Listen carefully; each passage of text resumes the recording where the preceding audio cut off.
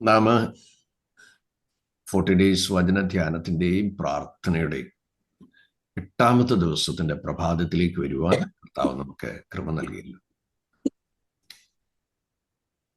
നാം ഏവരെയും കർത്താവ് കൺമണി പോലെ സൂക്ഷിക്കുകയും എണ്ണത്തിൽ കുറയാതെ പരിപാലിക്കുകയും ചെയ്യുന്ന ദൈവകൃപയെ ഓർത്ത് ഞാൻ ദൈവത്തെ സ്തുതിക്കുന്നു. അവിടുന്ന് വിശ്വസ്തനും വാക്കുമാറാത്തവനും കരുണയുള്ള ദൈവമായി നമ്മോടൊപ്പം സഞ്ചരിക്കുന്നുണ്ട്. എൻ്റെ സാന്നിധ്യം നിന്നോടുകൂടെ പോരും, ഞാൻ നിനക്ക് സ്വസ്ഥത നൽകും എന്ന് മോശയോട് പറയുകയും മരുഭൂമിയിൽ മോശയ്ക്ക് ശുശ്രൂഷ ചെയ്യാൻ നൽകിയ ആ 40 വർഷവും കാല് വിങ്ങാതെ വസ്ത്രം പഴകിപ്പോകാതെ തന്നോടൊപ്പം സഞ്ചരിച്ച എല്ലാവർക്കും 40 വർഷം വേദശാസ്ത്രിയുടെ അഭിപ്രായം അനുസരിച്ച് 40 ലക്ഷത്തോളം വരുന്ന ഇസ്രായേൽ ജനതയ്ക്ക് ഒരു ദിവസം പോലും ഒരു നന്മയ്ക്കും മുടക്കം വരുത്താതെ ദൈവം നടത്തിയത് നാം ദൈവവചനത്തിലൂടെ മനസ്സിലാക്കുന്നുണ്ടല്ലോ. 6 ദിവസം അവര് മന്ന പെറുക്കുന്നതും ഒരു ജോലിയായിട്ട് പോയി പോലും ദൈവം കണ്ടതായി നമുക്ക് മനസ്സിലാക്കാൻ പറ്റുന്നുണ്ട്. അതുകൊണ്ട് പിറ്റേ ദിവസത്തേക്കുള്ളത് ദൈവം തമ്പുരാൻ തലേന്നേ കൊടുത്തു. ദൈവം കൊടുത്ത കരുതലിന്റെ ചില മർമ്മങ്ങളുടെ പങ്കുവെച്ച് നമ്മുടെ ചിന്തയിലേക്ക് പ്രവേശിക്കാം. ഇസ്രായേൽ മക്കൾക്ക് ദൈവം കൊടുത്ത മന്നയ്ക്ക് 3 പ്രത്യേകതകളുണ്ടായിരുന്നു.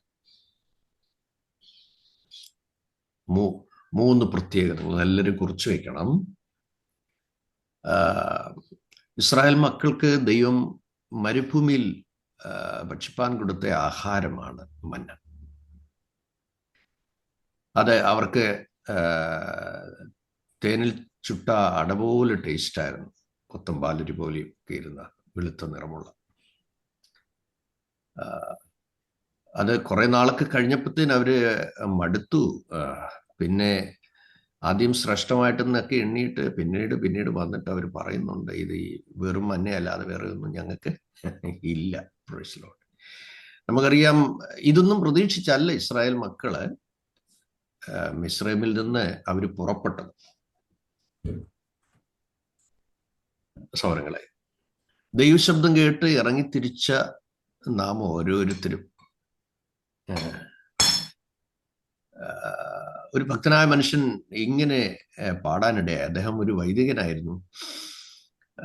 ദീർഘവർഷത്തെ വൈദിക ശുശ്രൂഷയിൽ താൻ ആയിരിക്കുമ്പോൾ വചനത്തിന്റെ പ്രകാശനങ്ങൾ ലഭിച്ച് ഒറ്റയ്ക്ക് ഭവനത്തിൽ നിന്നിറങ്ങി. അന്നത്തെ കാലത്തൊരു ഫിയറ്റ് കാറയിലെ തൻ്റെ പാഴ്സനേജിൽ നിന്ന് സാധനങ്ങളെല്ലാം എടുത്ത് ഉള്ളത് ആ വണ്ടിക്കകത്ത് കയറ്റി പോകുന്ന വഴിക്ക് താനിങ്ങനെ പാടി, ഒന്നിലുമേ മനം പതറാതെ മണ്ണിൽ ഞാൻ യാത്ര ചെയ്തിടുന്നു, ഇന്നിനി ഏത് ഖേദം വന്നാലും പിന്തിരിയില്ല, പോകുന്നു ഞാൻ. കണ്ണുനീർ തോരും, നിന്നകൾ മാറും, വിണ്ണിലൻ വീട്ടിൽ ചെന്നു ചേരും, എണ്ണിക്കൂടാത്ത ശുദ്ധരത്തേശു സന്നദ്ധിയിൽ ഞാൻ വാഴുമങ്ങ്. പിന്നെ താൻ എഴുതിയത് ഇങ്ങനെയാണ്: ചെങ്കടൽ യോർദാൻ വറ്റിപ്പൂം, എല്ലാ വൻ എരിഹോ മതിൽ തകരും, വിശ്വാസയാത്രയെ വിലക്കാൻ ഈ വിശ്വത്തിനൊന്നും സാധ്യമല്ല. അവിടം വിട്ടിറങ്ങുമ്പോൾ ആത്മാവ് തനിക്ക് കൊടുത്ത ഗാനമാണ്. എങ്ങു ഞാൻ പോകും എന്നറിയാതെ തൻ വിളി കേട്ടു പോകുന്നു ഞാൻ. എങ്ങു ഞാൻ പോകും എന്നറിയാതെ തൻ വിളി കേട്ടു പോകുന്നു ഞാൻ. ഇന്നിനി ഏതു ഖേദം വന്നാലും പിന്തിരിയില്ല, പോകുന്നു ഞാൻ.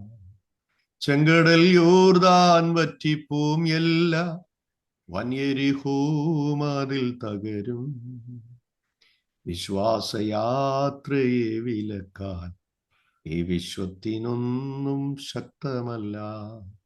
വിശ്വാസയാത്രയെ വിലക്കാൻ ഈ വിശ്വത്തിനൊന്നും ശക്തമല്ല. കണ്ണുനീർ തോരും, നിന്നകൾ തീരും, വിണ്ണിലൻ വീട്ടിൽ ചെന്നു ചേരും.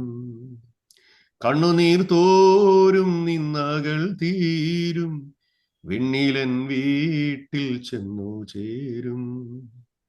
എണ്ണിക്കൂടാത്ത ശുദ്ധരുത്തേശു സന്നിധിയിൽ ഞാൻ വാഴുമങ്ങ്. സൗരങ്ങളെ, നിത്യതയുടെ ദർശനം പ്രാപിച്ച് ഇറങ്ങിയവരാണ് ദൈവം വിളിച്ച എല്ലാവരും. മരുഭൂമിയിൽ ഇസ്രായേൽ മക്കൾക്ക് 40 ദിവസത്തെ ആഹാരം കൊടുക്കുമ്പോൾ, 40 വർഷത്തെ ആഹാരം കൊടുക്കുമ്പോൾ ദൈവം അവരോട് പറഞ്ഞു, നിങ്ങൾ 6-ാമത്തെ ദിവസത്തിനൊരു പ്രത്യേകതയുണ്ട്. ആ പൊഴിക്കുന്ന മന്ന പിന്നിട്ട 5 ദിവസത്തെ മന്നയുടെ കൂട്ടല്ല. Praise God. 5 ദിവസം വരെ പൊഴിച്ച മന്നയുടെ ഒരു പ്രത്യേകത, അത് നേരം വെളുക്കുന്നിടം വരെ വെച്ചുകൊണ്ടിരുന്ന ക്രമിച്ചു പോകും. Praise God. അത് 6-ാമത്തെ ദിവസത്തെ മന്നയുടെ പ്രത്യേകത, അത് 48 hours ഗ്യാരണ്ടി ദൈവം പറഞ്ഞായിട്ട് അത് ക്രമിക്കത്തില്ല.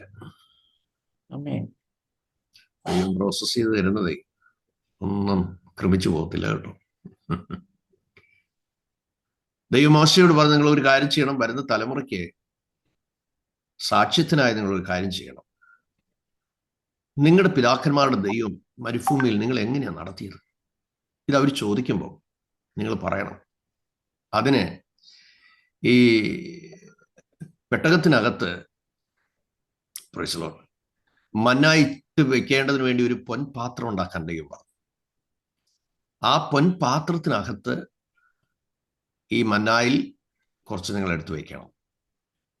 സ്തോത്രം. വേദശാസ്ത്രികൾ പറയുന്നത്, ഇന്നും എവിടെയോ ആ പെട്ടകത്തിനുള്ളിൽ, സ്തോത്രം, ഇസ്രായേൽ ജനത്തിന് നഷ്ടപ്പെട്ടു പോയ ആ പെട്ടകത്തിനുള്ളിൽ, ആ പൊൻപാത്രത്തിനുള്ളിൽ ആ മന്ന ഇന്നും സൂക്ഷിക്കപ്പെട്ടിട്ടുണ്ടാവും. കാരണം 5 ദിവസത്തെ മന്നായിക്ക് 12 മണിക്കൂർ ഗ്യാരണ്ടി. 6-ാമത്തെ ദിവസം ദൈവം നൽകുന്ന ആ മന്നയ്ക്ക് പിറ്റേ ദിവസത്തെ ഗ്യാരണ്ടിയും കൂടെ വെച്ച് 48 hours 2 ദിവസത്തെ വാറണ്ടി കൊടുക്കുന്നു. ജനറേഷൻ ടു ജനറേഷൻ കേടുകൂടാതെ സൂക്ഷിക്കാൻ ദൈവം പറഞ്ഞ് സൂക്ഷിച്ചതെല്ലാം കേടുകൂടാതെ സൂക്ഷിക്കപ്പെടും. ഇതിനകത്തൊരു ആത്മീയ മർമ്മമുണ്ട്. നിങ്ങൾ ഒരിക്കലും നിങ്ങളെക്കുറിച്ച് ഉത്കണ്ഠയുള്ളവരാകരുത്. എന്തായിത്തീരും, എങ്ങനെയായിത്തീരും? ദൈവമേ, don't worry, Jesus will help you. നാളെയെക്കുറിച്ച് ആകുലതയും ഉത്കണ്ഠയും ഒക്കെ സ്വാഭാവികമായി നമ്മെ അലട്ടാറുണ്ട്. പക്ഷേ നമുക്ക് എത്ര ദൂരം നമുക്ക് വേണ്ടി ചിന്തിക്കാൻ കഴിയും? Praise God. നമ്മളെ നന്നായി അറിയുന്ന ഒരു ദൈവം. മോശയോട് ദൈവം പറഞ്ഞത്, ഞാൻ നിന്നെ അടുത്ത് അറിഞ്ഞിരിക്കുന്നു എന്നാണ്. അതുകൊണ്ട് എൻ്റെ സഹോദരങ്ങളെ, നാം നെഹമ്യാവിൻ്റെ പുസ്തകത്തിൽ നിന്നായിരുന്നല്ലോ ധ്യാനിച്ചു വന്നത്. 3 അധ്യായങ്ങൾ നമ്മൾ ഈ കഴിഞ്ഞ 14 സെഷനിലൂടെ നമ്മൾ ചിന്തിപ്പാനിടയായി തീർന്നു. ഈ 15-ാമത്തെ സെഷനിലേക്ക് നമ്മൾ വരുമ്പോൾ 4-ാമത്തെ അധ്യായം, അതിൻ്റെ 1 മുതൽ താഴോട്ട് ചില വാക്യങ്ങൾ നമ്മൾ ശ്രദ്ധിക്കുകയാണ്. ഒരാളെ നിർത്തി വ്യക്തമായിട്ട് ശബ്ദമുയർത്തി വായിക്കാം. ഞങ്ങൾ മതിൽ പണിയുന്നു എന്ന് സൻബല്ലത്ത് കേട്ടപ്പോൾ അവൻ കോപവും മഹാരോഷവും പൂണ്ട് യഹൂദന്മാരെ നിന്ദിച്ചു. ഈ ദുർബലന്മാരായ യഹൂദന്മാർ എന്ത് ചെയ്യുവാൻ പോകുന്നു? അവരെ സമ്മതിക്കുമോ? അവർ യാഗം കഴിക്കുമോ? 1 ദിവസം കൊണ്ട് പണി തീർത്തു കളയുമോ? വെന്ത് കിടക്കുന്ന ചണ്ടിക്കുമ്പാരങ്ങളിൽ നിന്ന് അവർ കല്ല് ജീവിപ്പിക്കുമോ? എന്നിങ്ങനെ തൻ്റെ സഹോദരന്മാരും ശമരിയ സൈന്യവും കേൾക്കെ പറഞ്ഞു. അപ്പോൾ അവന്റെ അടുക്കൽ നിന്നിരുന്ന അമ്മന്യരായ തോബിയാവ്, അവർ എങ്ങനെ പണിതാലും ഒരു കുറുക്കൻ കയറിയാൽ അവരുടെ കന്മതിൽ ഉരുണ്ടു വീഴും എന്ന് പറഞ്ഞു. ഞങ്ങളുടെ ദൈവമേ, കേൾക്കണമേ. ഞങ്ങൾ നിന്ദിതന്മാർ ആയിരിക്കുന്നു. അവരുടെ നിന്ദയെ അവരുടെ സ്വന്തം തലയിലേക്ക് തിരിച്ച് പ്രവാസദേശത്തിൽ അവരെ കവർച്ചയ്ക്ക് ഏൽപ്പിക്കണമേ. പണിയുന്നവർ കേൾക്കെ, അവർ നിന്നെ കോപിപ്പിച്ചിരിക്കയാൽ അവരുടെ അകൃത്യം മറക്കരുതേ. അവരുടെ പാപം നിന്റെ മുമ്പിൽ നിന്ന് മാഞ്ഞു പോവുകയും അരുതേ. അങ്ങനെ ഞങ്ങൾ മതിൽ പണിതു. വേല ചെയ്യുവാൻ ജനത്തിന് ഉത്സാഹം ഉണ്ടായിരുന്നത് കൊണ്ട് മതിൽ മുഴുവനും പകുതി പൊക്കം വരെ തീർത്തു. യെരൂശലേമിന്റെ മതിലുകൾ അറ്റകുറ്റം തീർന്നു വരുന്നു എന്നും ഇടിവുകൾ അടഞ്ഞു തുടങ്ങി എന്നും സൻബല്ലത്തും തോബിയാവും അരാബിയരും അമ്മോന്യരും അസ്തോദ്യരും കേട്ടപ്പോൾ അവർക്ക് മഹാകോപം ജനിച്ചു. യെരൂശലേമിന്റെ നേരെ ചെന്ന് യുദ്ധം ചെയ്യേണ്ടതിനും അവിടെ കലക്കം വരുത്തേണ്ടതിനും അവർ ഒക്കെയും ഒന്നിച്ചുകൂടി കൂട്ടുകെട്ടുണ്ടാക്കി. ഞങ്ങളോ ഞങ്ങളുടെ ദൈവത്തോട് പ്രാർത്ഥിച്ചു. അവരുടെ നിമിത്തം രാവും പകലും കാവൽക്കാരെ ആക്കേണ്ടി വന്നു. എന്നാൽ യഹൂദ്യർ ചുമട്ടുകാരുടെ ശക്തി ക്ഷയിച്ചു പോകുന്നു, കല്ലും മണ്ണും ഇനിയും വളരെ കിടക്കുന്നു, ആകയാൽ മതിൽ പണിയുവാൻ നമുക്ക് കഴിയുകയില്ല എന്ന് പറഞ്ഞു. ഞങ്ങളുടെ ശത്രുക്കളോ, നാം അവരുടെ ഇടയിൽ ചെന്ന് അവരെ കൊന്ന് പണി മുടക്കുന്നതുവരെ അവർ ഒന്നും അറിയുകയും കാണുകയും അരുത് എന്ന് പറഞ്ഞു. അവരുടെ സമീപം പാർത്ത യഹൂദന്മാർ പല സ്ഥലങ്ങളിൽ നിന്നും വന്നു. നിങ്ങൾ ഞങ്ങളുടെ അടുക്കൽ വരുവിൻ എന്ന് 10 പ്രാവശ്യം ഞങ്ങളോട് അപേക്ഷിച്ചു. അതുകൊണ്ട് ഞാൻ മതിലിന് പിൻപുറത്ത് പൊക്കം കുറഞ്ഞ സ്ഥലങ്ങളിലും തുറന്നു കിടക്കുന്ന സ്ഥലങ്ങളിലും ആളുകളെ ആക്കി ജനത്തെ കുടുംബമായി വാളുകളോടും കുന്തങ്ങളോടും വില്ലുകളോടും കൂടെ നിർത്തി. ഞാൻ നോക്കി എഴുന്നേറ്റ് നിന്നു. പ്രഭുക്കന്മാരോടും പ്രമാണികളോടും ശേഷം ജനത്തോടും, നിങ്ങൾ അവരെ പേടിക്കേണ്ട. വലിയവനും ഭയങ്കരനുമായ കർത്താവിനെ ഓർത്ത് നിങ്ങളുടെ സഹോദരന്മാർക്കും പുത്രന്മാർക്കും പുത്രിമാർക്കും ഭാര്യമാർക്കും വീടുകൾക്കും വേണ്ടി പൊരുതുവിൻ എന്ന് പറഞ്ഞു. ഞങ്ങൾക്ക് അറിവ് കിട്ടിപ്പോയെന്നും ദൈവം അവരുടെ ആലോചനയെ നിഷ്ഫലമാക്കിയെന്നും ഞങ്ങളുടെ ശത്രുക്കൾ കേട്ട ശേഷം ഞങ്ങൾ എല്ലാവരും മതിലിങ്കൽ താന്താന്റെ വേലയ്ക്ക് മടങ്ങി ചെല്ലുവാൻ ഇടയായി. അന്ന് മുതൽ താങ്ക് യു വെരി മച്ച്. വളരെ കാഴ്ചപ്പാടോടും ദർശനത്തോടും നിയോഗത്തോടും കൂടെയാണ് നെഹമ്യാവ് തൻ്റെ പ്രാർത്ഥന കാലഘട്ടങ്ങളിൽ ദൈവം ഉള്ളിൻ്റെ ഉള്ളിൽ ഉണർത്തിയതും പരിശുദ്ധാത്മാവ് തനിക്ക് ബോധ്യമാക്കി കൊടുത്തതുമായ പുനർനിർമ്മാണ പദ്ധതിയുടെ ആ ദർശനത്തോടുകൂടി രാജാവിൽ നിന്ന് കിട്ടിയ അനുമതിയും ശുപാർശ കത്തുകളും അതിനു വേണ്ട എല്ലാ സാധ്യതകളും ഒരുക്കി ദൈവം അയക്കുന്നത്. ഒരു കാര്യം നിങ്ങൾ ഓർത്തുകൊള്ളണം, നിങ്ങൾക്ക് പരിശുദ്ധാത്മാവ് ഒരു വിഷയത്തിന് വേണ്ടി പ്രാർത്ഥിക്കാൻ നിയോഗം തന്നിട്ടുണ്ടെങ്കിൽ നിങ്ങൾ ആരംഭത്തിലേ ധൈര്യപ്പെട്ടോണം, എൻ്റെ ദൈവത്തിൻ്റെ കൈ ഈ വിഷയത്തിൽ എനിക്ക് അനുകൂലമാണ്. നിങ്ങൾ എത്ര മനസ്സിടിഞ്ഞ അവസ്ഥയിലാണെങ്കിലും, എത്ര തകർച്ചയിലാണെങ്കിലും, എത്ര നിന്ദയിലാണെങ്കിലും, എത്ര അപമാനത്തിലാണെങ്കിലും, എത്ര തീരാ നഷ്ടത്തിലാണെങ്കിലും, ഷേപ്പ്ലെസ്സായും ഹോപ്പ്ലെസ്സായും ഇരിക്കുന്ന പ്രൊജക്റ്റുകളുടെ നടുവിൽ ആണെങ്കിലും ദൈവം ആ വിഷയത്തിന് വേണ്ടി പ്രാർത്ഥിക്കാൻ നിങ്ങൾക്ക് പ്രേരണ തന്നെങ്കിൽ ഓർത്തോണം, ഇതിന്റെ സ്ഥിതി ദൈവം മാറ്റും.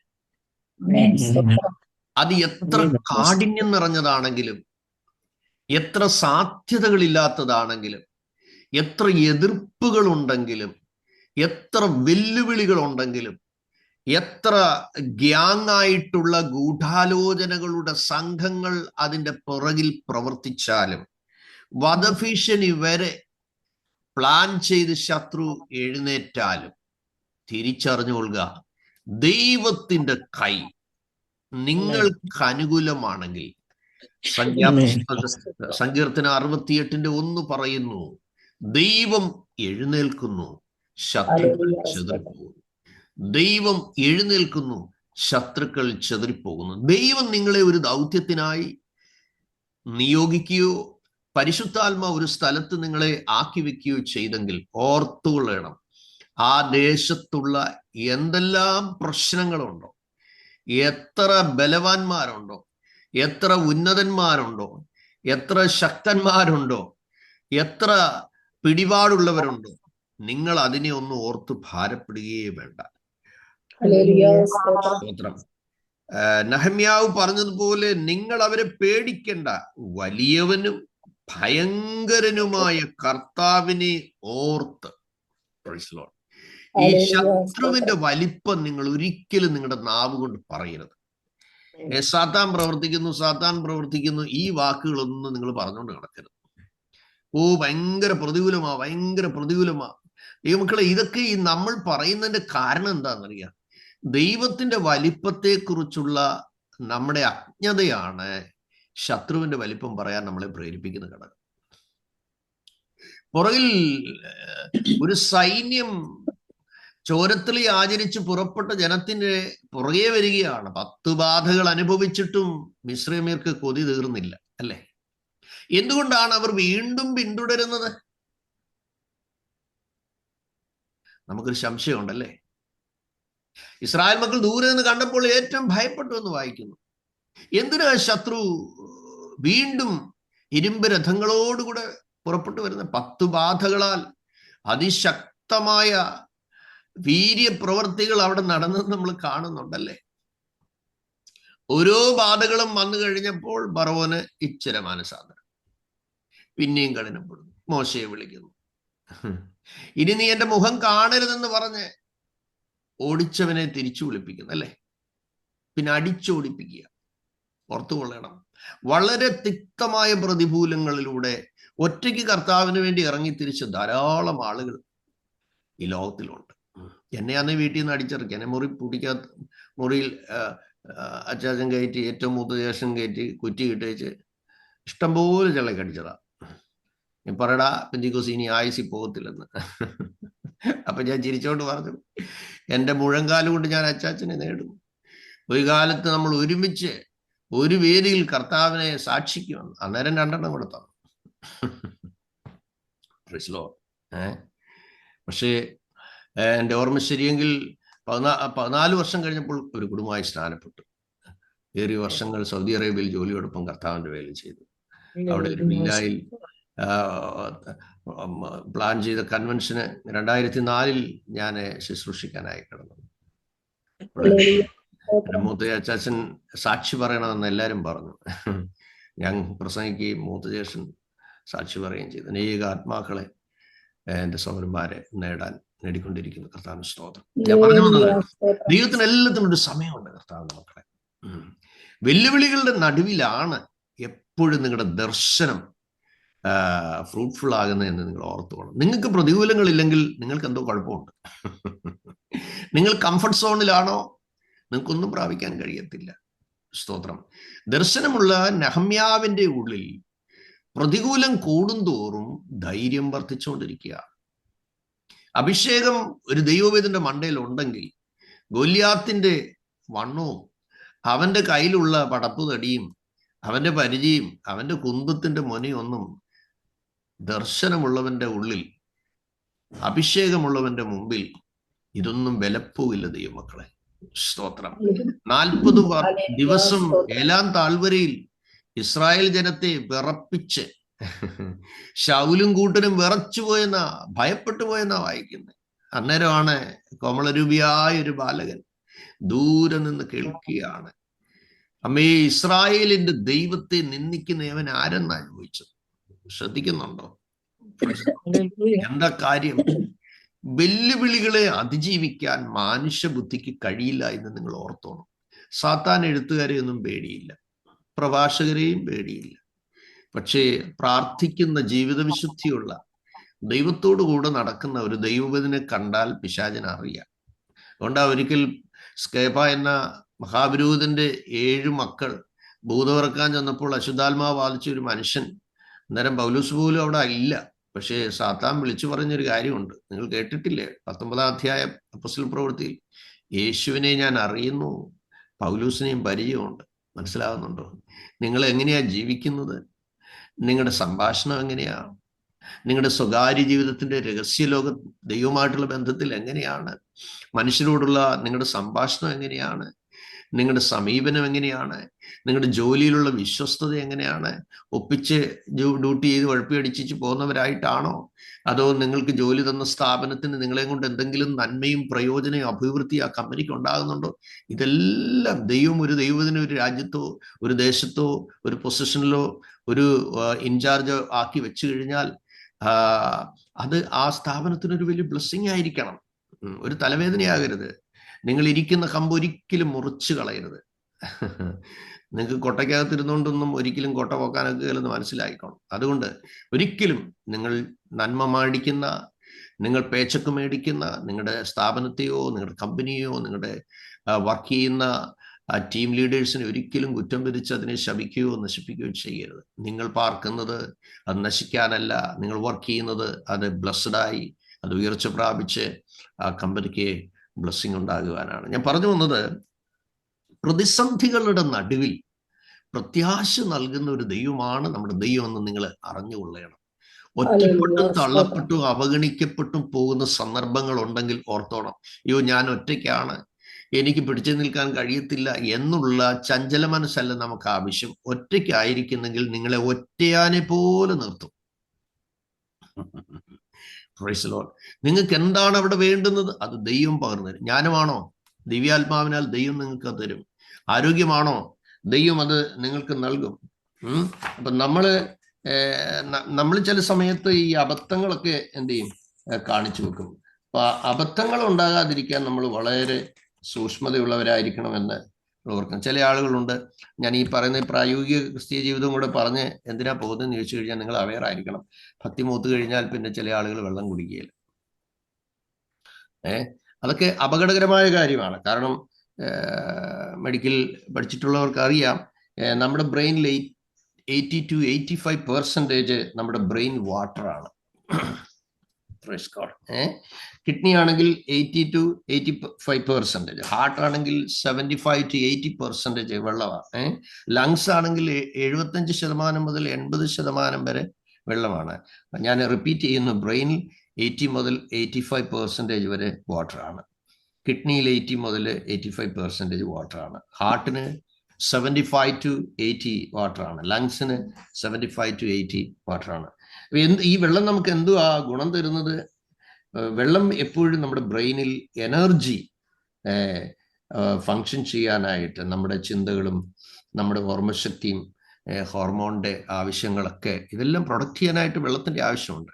ഓക്കെ, ഇതുപോലെ ജീവനുള്ള വെള്ളം നമ്മുടെ ഉള്ളിൽ വന്നെങ്കിൽ ഈ ആത്മീയ കാര്യങ്ങളൊക്കെ നന്നായിട്ട് പ്രൊഡക്ഷൻ ഉണ്ടാകത്തുള്ളൂ. മനസ്സിലാവും. പൈശാചിക മണ്ഡലം എപ്പോഴും നമുക്ക് നെഗറ്റീവ് എനർജിയെ തരത്തുള്ളൂ. പക്ഷേ ആത്മാവിന്റെ ഭരണത്തിൽ കീഴിൽ അല്ലെ പരിശുദ്ധാത്മാവ് നമ്മളെ ഭരിച്ചു കഴിഞ്ഞാൽ നെഗറ്റീവ് എനർജിക്ക് സ്പേസ് ഇല്ല. അതുകൊണ്ട് കർത്താവിന്റെ മക്കളോട് എനിക്ക് താഴ്മയോടെ ഉറപ്പിക്കാനുള്ളത്, നിങ്ങളുടെ അധരത്തിൽ നിന്ന് ഒരിക്കലും സംശയത്തിന്റെ വാക്കുകൾ, അവിശ്വാസത്തിന്റെ വാക്കുകൾ, മനസ്സിടിയുന്ന വാക്കുകൾ, മനസ്സ് തളർത്തുന്ന വാക്കുകൾ, word of discouragement, word of negative, ഇത് നിങ്ങൾ പറയുകയേ ചെയ്യരുത്. ബാല്യക്കാരന്റെ കണ്ണു തുറക്കാൻ ഏലിശ പ്രാർത്ഥിച്ചു കഴിഞ്ഞപ്പോൾ ഭയന്ന് വിറച്ച ബാല്യക്കാരൻ കണ്ടത്, യജമാനെ നമുക്ക് ചുറ്റും അഗ്നിമയമായ രഥങ്ങളും അശ്വങ്ങളും ഒക്കെ കാണുന്നു. So when God opened his eye, എന്താ കണ്ടത്? ദൈവം തന്റെ കണ്ണ് തുറന്നപ്പോൾ, praise God, he surprised, he marvellously his eye. കാരണം ദൈവത്തിന്റെ ആർമിയെ കാണാനായിട്ട് കഴിയും. സ്തോത്രം. ഒരു സൈന്യം പുറകിൽ വരികയാണ്. ആ സൈന്യം പുറകിൽ നിന്ന് മിസ്രൈമ്യ സൈന്യം മോശയുടെ ഒപ്പം സഞ്ചരിച്ച് ജനത്തിന്റെ പുറകെ വന്നപ്പോൾ അവർ നിലവിളിച്ചു. നമ്മൾ ചിന്തിച്ചു വന്നത്, ചില സന്ദർഭങ്ങളിൽ പ്രതികൂലം തീർന്നു എന്ന് നമ്മൾ വിചാരിക്കും. പക്ഷെ പിന്തുടരുക ഒരു സൈന്യം. എന്തിനാ ഈ ശത്രു സൈന്യം വരുന്നത്? നിങ്ങൾ എപ്പോഴെങ്കിലും ചിന്തിക്കണോ? നിങ്ങളുടെ ദൈവം ആരാ? ഫറവോൻ ചോദ്യം ചോദിച്ചില്ലേ? എന്റെ കയ്യിൽ നിന്ന് വിടുവിക്കുന്ന ദൈവം ആരാ എന്ന് ഒരിക്കൽ നെബൂഖദ്നേസർ ചോദിച്ചില്ലേ? ആത്മീയന് എപ്പോഴും വെല്ലുവിളിയുണ്ട്. സ്തോത്രം. ദൈവമക്കളെ, ഇസ്രായേൽ മക്കളെ എങ്ങനെ നടത്തുന്നു എന്ന് ഈ ഫറവോനും സൈന്യം കാണണമെന്ന് ദൈവം ആഗ്രഹിച്ചു.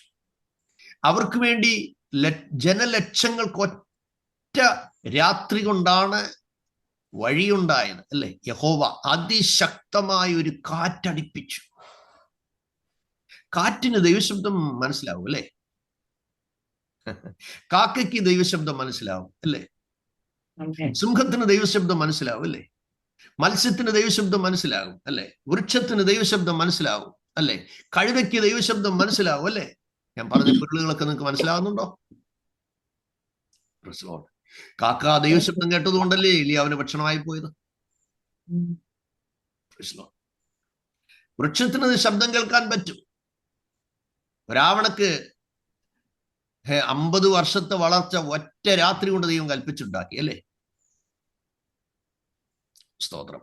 ഒരിക്കൽ ഇസ്രായേൽ മക്കളുടെ ഇടയിൽ ലീഡർഷിപ്പിന്റെ വിഷയത്തിൽ ആളുകൾക്ക് ഒരു മനസ്സിനൊരു ഭാരം. ആരെയാ തെരഞ്ഞെടുക്കുന്നത്? 12 ഗോത്രത്തിന് ഓരോ വടി വെട്ടിവെച്ച് ലേവി ഗോത്രത്തിന് അഹരോന്റെ പേരെഴുതി അവിടെ കൊണ്ടുവച്ചു. ഇരുട്ടത്ത മോശ പറഞ്ഞു, യഹോവയുടെ സന്നിധി വടി വെക്കുക. 4 നേരം വെളുക്കുമ്പോൾ ആരുടെ വടിയാണോ തളർത്തിരിക്കുന്നത് അവരെയാ ദൈവം തെരഞ്ഞെടുത്തിരിക്കുന്നത്. ബദാം വൃക്ഷത്തിന്റെ തൈ നട്ട് അത് പൂത്ത് കായ്ക്കണം എന്നുണ്ടെങ്കിൽ എത്ര വർഷമാകുമെന്ന് എനിക്കറിയില്ല. പക്ഷെ നമ്മൾ കാണുന്ന ആ ഇരുട്ടത്ത് മണ്ണി കുഴിച്ചു വെക്കാതെ പ്രാർത്ഥിച്ചങ്ങോട്ട് വെച്ച ആ വടി നേരം വെളുത്തപ്പോൾ അത് പൂത്ത് തളിർത്ത് പൂത്ത് കായ്ച്ചിരിക്കുക. ശ്രദ്ധിക്കുന്നുണ്ടോ നിങ്ങൾ? ഒറ്റ രാത്രി കൊണ്ട് വർഷങ്ങളുടെ വളർച്ച ഉണ്ടാക്കാൻ അന്നത്തെ ആ വിഷയത്തിൽ ദൈവത്തിന് കഴിഞ്ഞു. കർത്താവിന്റെ തിരുസന്നിധിയിൽ നീ വെച്ചിരിക്കുന്ന വിഷയം ഈ പ്രഭാതത്തിൽ ഞാൻ ആത്മാവിൽ വിളിച്ചു പറയാം. തമ്പുരാൻ പറഞ്ഞ ദൈവസനയിൽ വെച്ചിരിക്കുന്ന വിഷയങ്ങളൊക്കെ അത് ഉണങ്ങിയ വടിയാണെങ്കിലും ദൈവം പറഞ്ഞു വെച്ചാൽ, വെട്ടിവെച്ച ബദാമിന്റെ കമ്പാണെങ്കിലും അതിനെ കിളിർപ്പിക്കാൻ, അതിനെ പുഷ്ടിയുള്ളതാക്കാൻ വർഷങ്ങളുടെ സമയം വേണം. ഇത് പൂക്കണമെങ്കിൽ ഇതാ അത് ബലമായി പൂത്ത് കായായി നിൽക്കുന്ന തലത്തിലേക്ക് അത് വരാനിടയായെങ്കിൽ, വേദനയുടെ ഒരു രാത്രിയാണെങ്കിൽ സമാധാനത്തിന്റെ ഒരു പ്രഭാതം കാണാൻ ദൈവം നിനക്ക് അവസരം തരും. അസ്തമിച്ചു എന്ന് തോന്നുന്നിടത്തായിരിക്കും പ്രതീക്ഷയുടെ ഒരു പുത്തൻ പ്രഭാതം. നീ രാവിലെ കാണുമ്പോൾ വന്ന് ദൈവത്തിന്റെ പ്രവൃത്തികളെ നോക്കുകയും ഇത് യഹോവയ്ക്ക് പ്രവർത്തിക്കാനുള്ള സമയമാകുന്നുവെന്ന് നിന്റെ അകത്തളം പറയുന്നെങ്കിൽ പ്രാർത്ഥനയിൽ പോരാടിക്കോണം. പ്രഭാതം റിസൾട്ട് കാണുന്ന വാടിയ മുഖത്തോടെ, കണ്ണുനീരോടെ, കരച്ചിലോടെ ആണോ നീ രാപാർത്തതെങ്കിൽ ഉഷസ്സിൽ ആനന്ദ ഘോഷം കൊണ്ട് ദൈവം നിന്നെ നിറയ്ക്കാനിടയായിത്തീരും. ഒറ്റ രാത്രി കൊണ്ട് ഒരു ആവണക്കിനെ കൽപ്പിച്ചുണ്ടാക്കി. ആവണക്കിന് ദൈവശബ്ദം കേൾക്കാൻ പറ്റി. ദൈവത്തിന്റെ കൽപ്പന വന്നപ്പോ ഇല്ലാത്ത ഉണ്ടായെന്നേ, ഇല്ലാത്തതുണ്ടായി. നിങ്ങൾ തിരിച്ചറിയണം, ദൈവത്തിന് അസാധ്യമായി ഒന്നുമില്ല. വെല്ലുവിളികളുടെ നടുവിൽ ആത്മാവിൽ നിങ്ങൾ ഏറ്റെടുത്തു കൊള്ളണം. സ്തോത്രം. ദൈവം കൽപ്പിച്ചാൽ അങ്ങനെ സംഭവിക്കും. പുസ്തകം 1-ാമത്തെ അധ്യായത്തിൽ നിങ്ങൾ കടന്നു വന്നാൽ ദൈവം പറയുന്ന വാക്കുകളുണ്ട്. വെളിച്ചം ഉണ്ടാകട്ടെ, ഉണ്ടായി. വെളിച്ചം ഉണ്ടാകട്ടെ, ഉണ്ടായി. നിങ്ങൾക്ക് വേണ്ടി എന്താണോ ആവശ്യം, അത് നിങ്ങളുടെ വിഷയത്തിൽ, അത് നിങ്ങളുടെ പേഴ്സണൽ ലൈഫിലാകാം, നിങ്ങളുടെ പ്രൊഫഷൻ ഫീൽഡിലാകാം, നിങ്ങളുടെ ഉപരിപഠന മേഖലയിലാകാം. ദൈവം കൽപ്പിച്ചാൽ ഉണ്ടാക്കാത്തത് ഉണ്ടാകുമെന്നേ ഞാൻ ചിലപ്പോൾ പറയാറുണ്ട്. ചിലപ്പോൾ ഒരു ദൈവത്തിനെ പോറ്റാൻ വേണ്ടി ദൈവം ഒറ്റ കമ്പനി വേണമെങ്കിൽ ഒരാളിലൂടെ ഉണ്ടാക്കിക്കും. He can make possible. ആമേൻ. അത് എല്ലാ ഇമ്പോസിബിലിറ്റീസിൽ നിന്നും പോസിബിലിറ്റിയിലേക്ക് മാറ്റാൻ നമ്മുടെ ദൈവത്തിന് പറ്റും. നിങ്ങൾ 6-ാം വാക്യം വായിക്കുമ്പോൾ, ഉൽപ്പത്തി 1:6 വായിക്കുമ്പോൾ ഒരു വിധാനം ഉണ്ടാകട്ടെ എന്ന് ദൈവം കൽപ്പിച്ചു. അത് അങ്ങനെ സംഭവിച്ചു എന്നാണ് വായിക്കുന്നത്. 9-ാം വാക്യത്തിൽ കാണുന്നു, വെള്ളം ഒരു സ്ഥലത്ത് കൂടട്ടെ, കൂടി. ഓക്കെ. 11-ാം വാക്യത്തിന്റെ ഒടുവിൽ കാണുന്നു, മുളച്ചു വരട്ടെ. എന്ത് മുളച്ചു വരട്ടെ?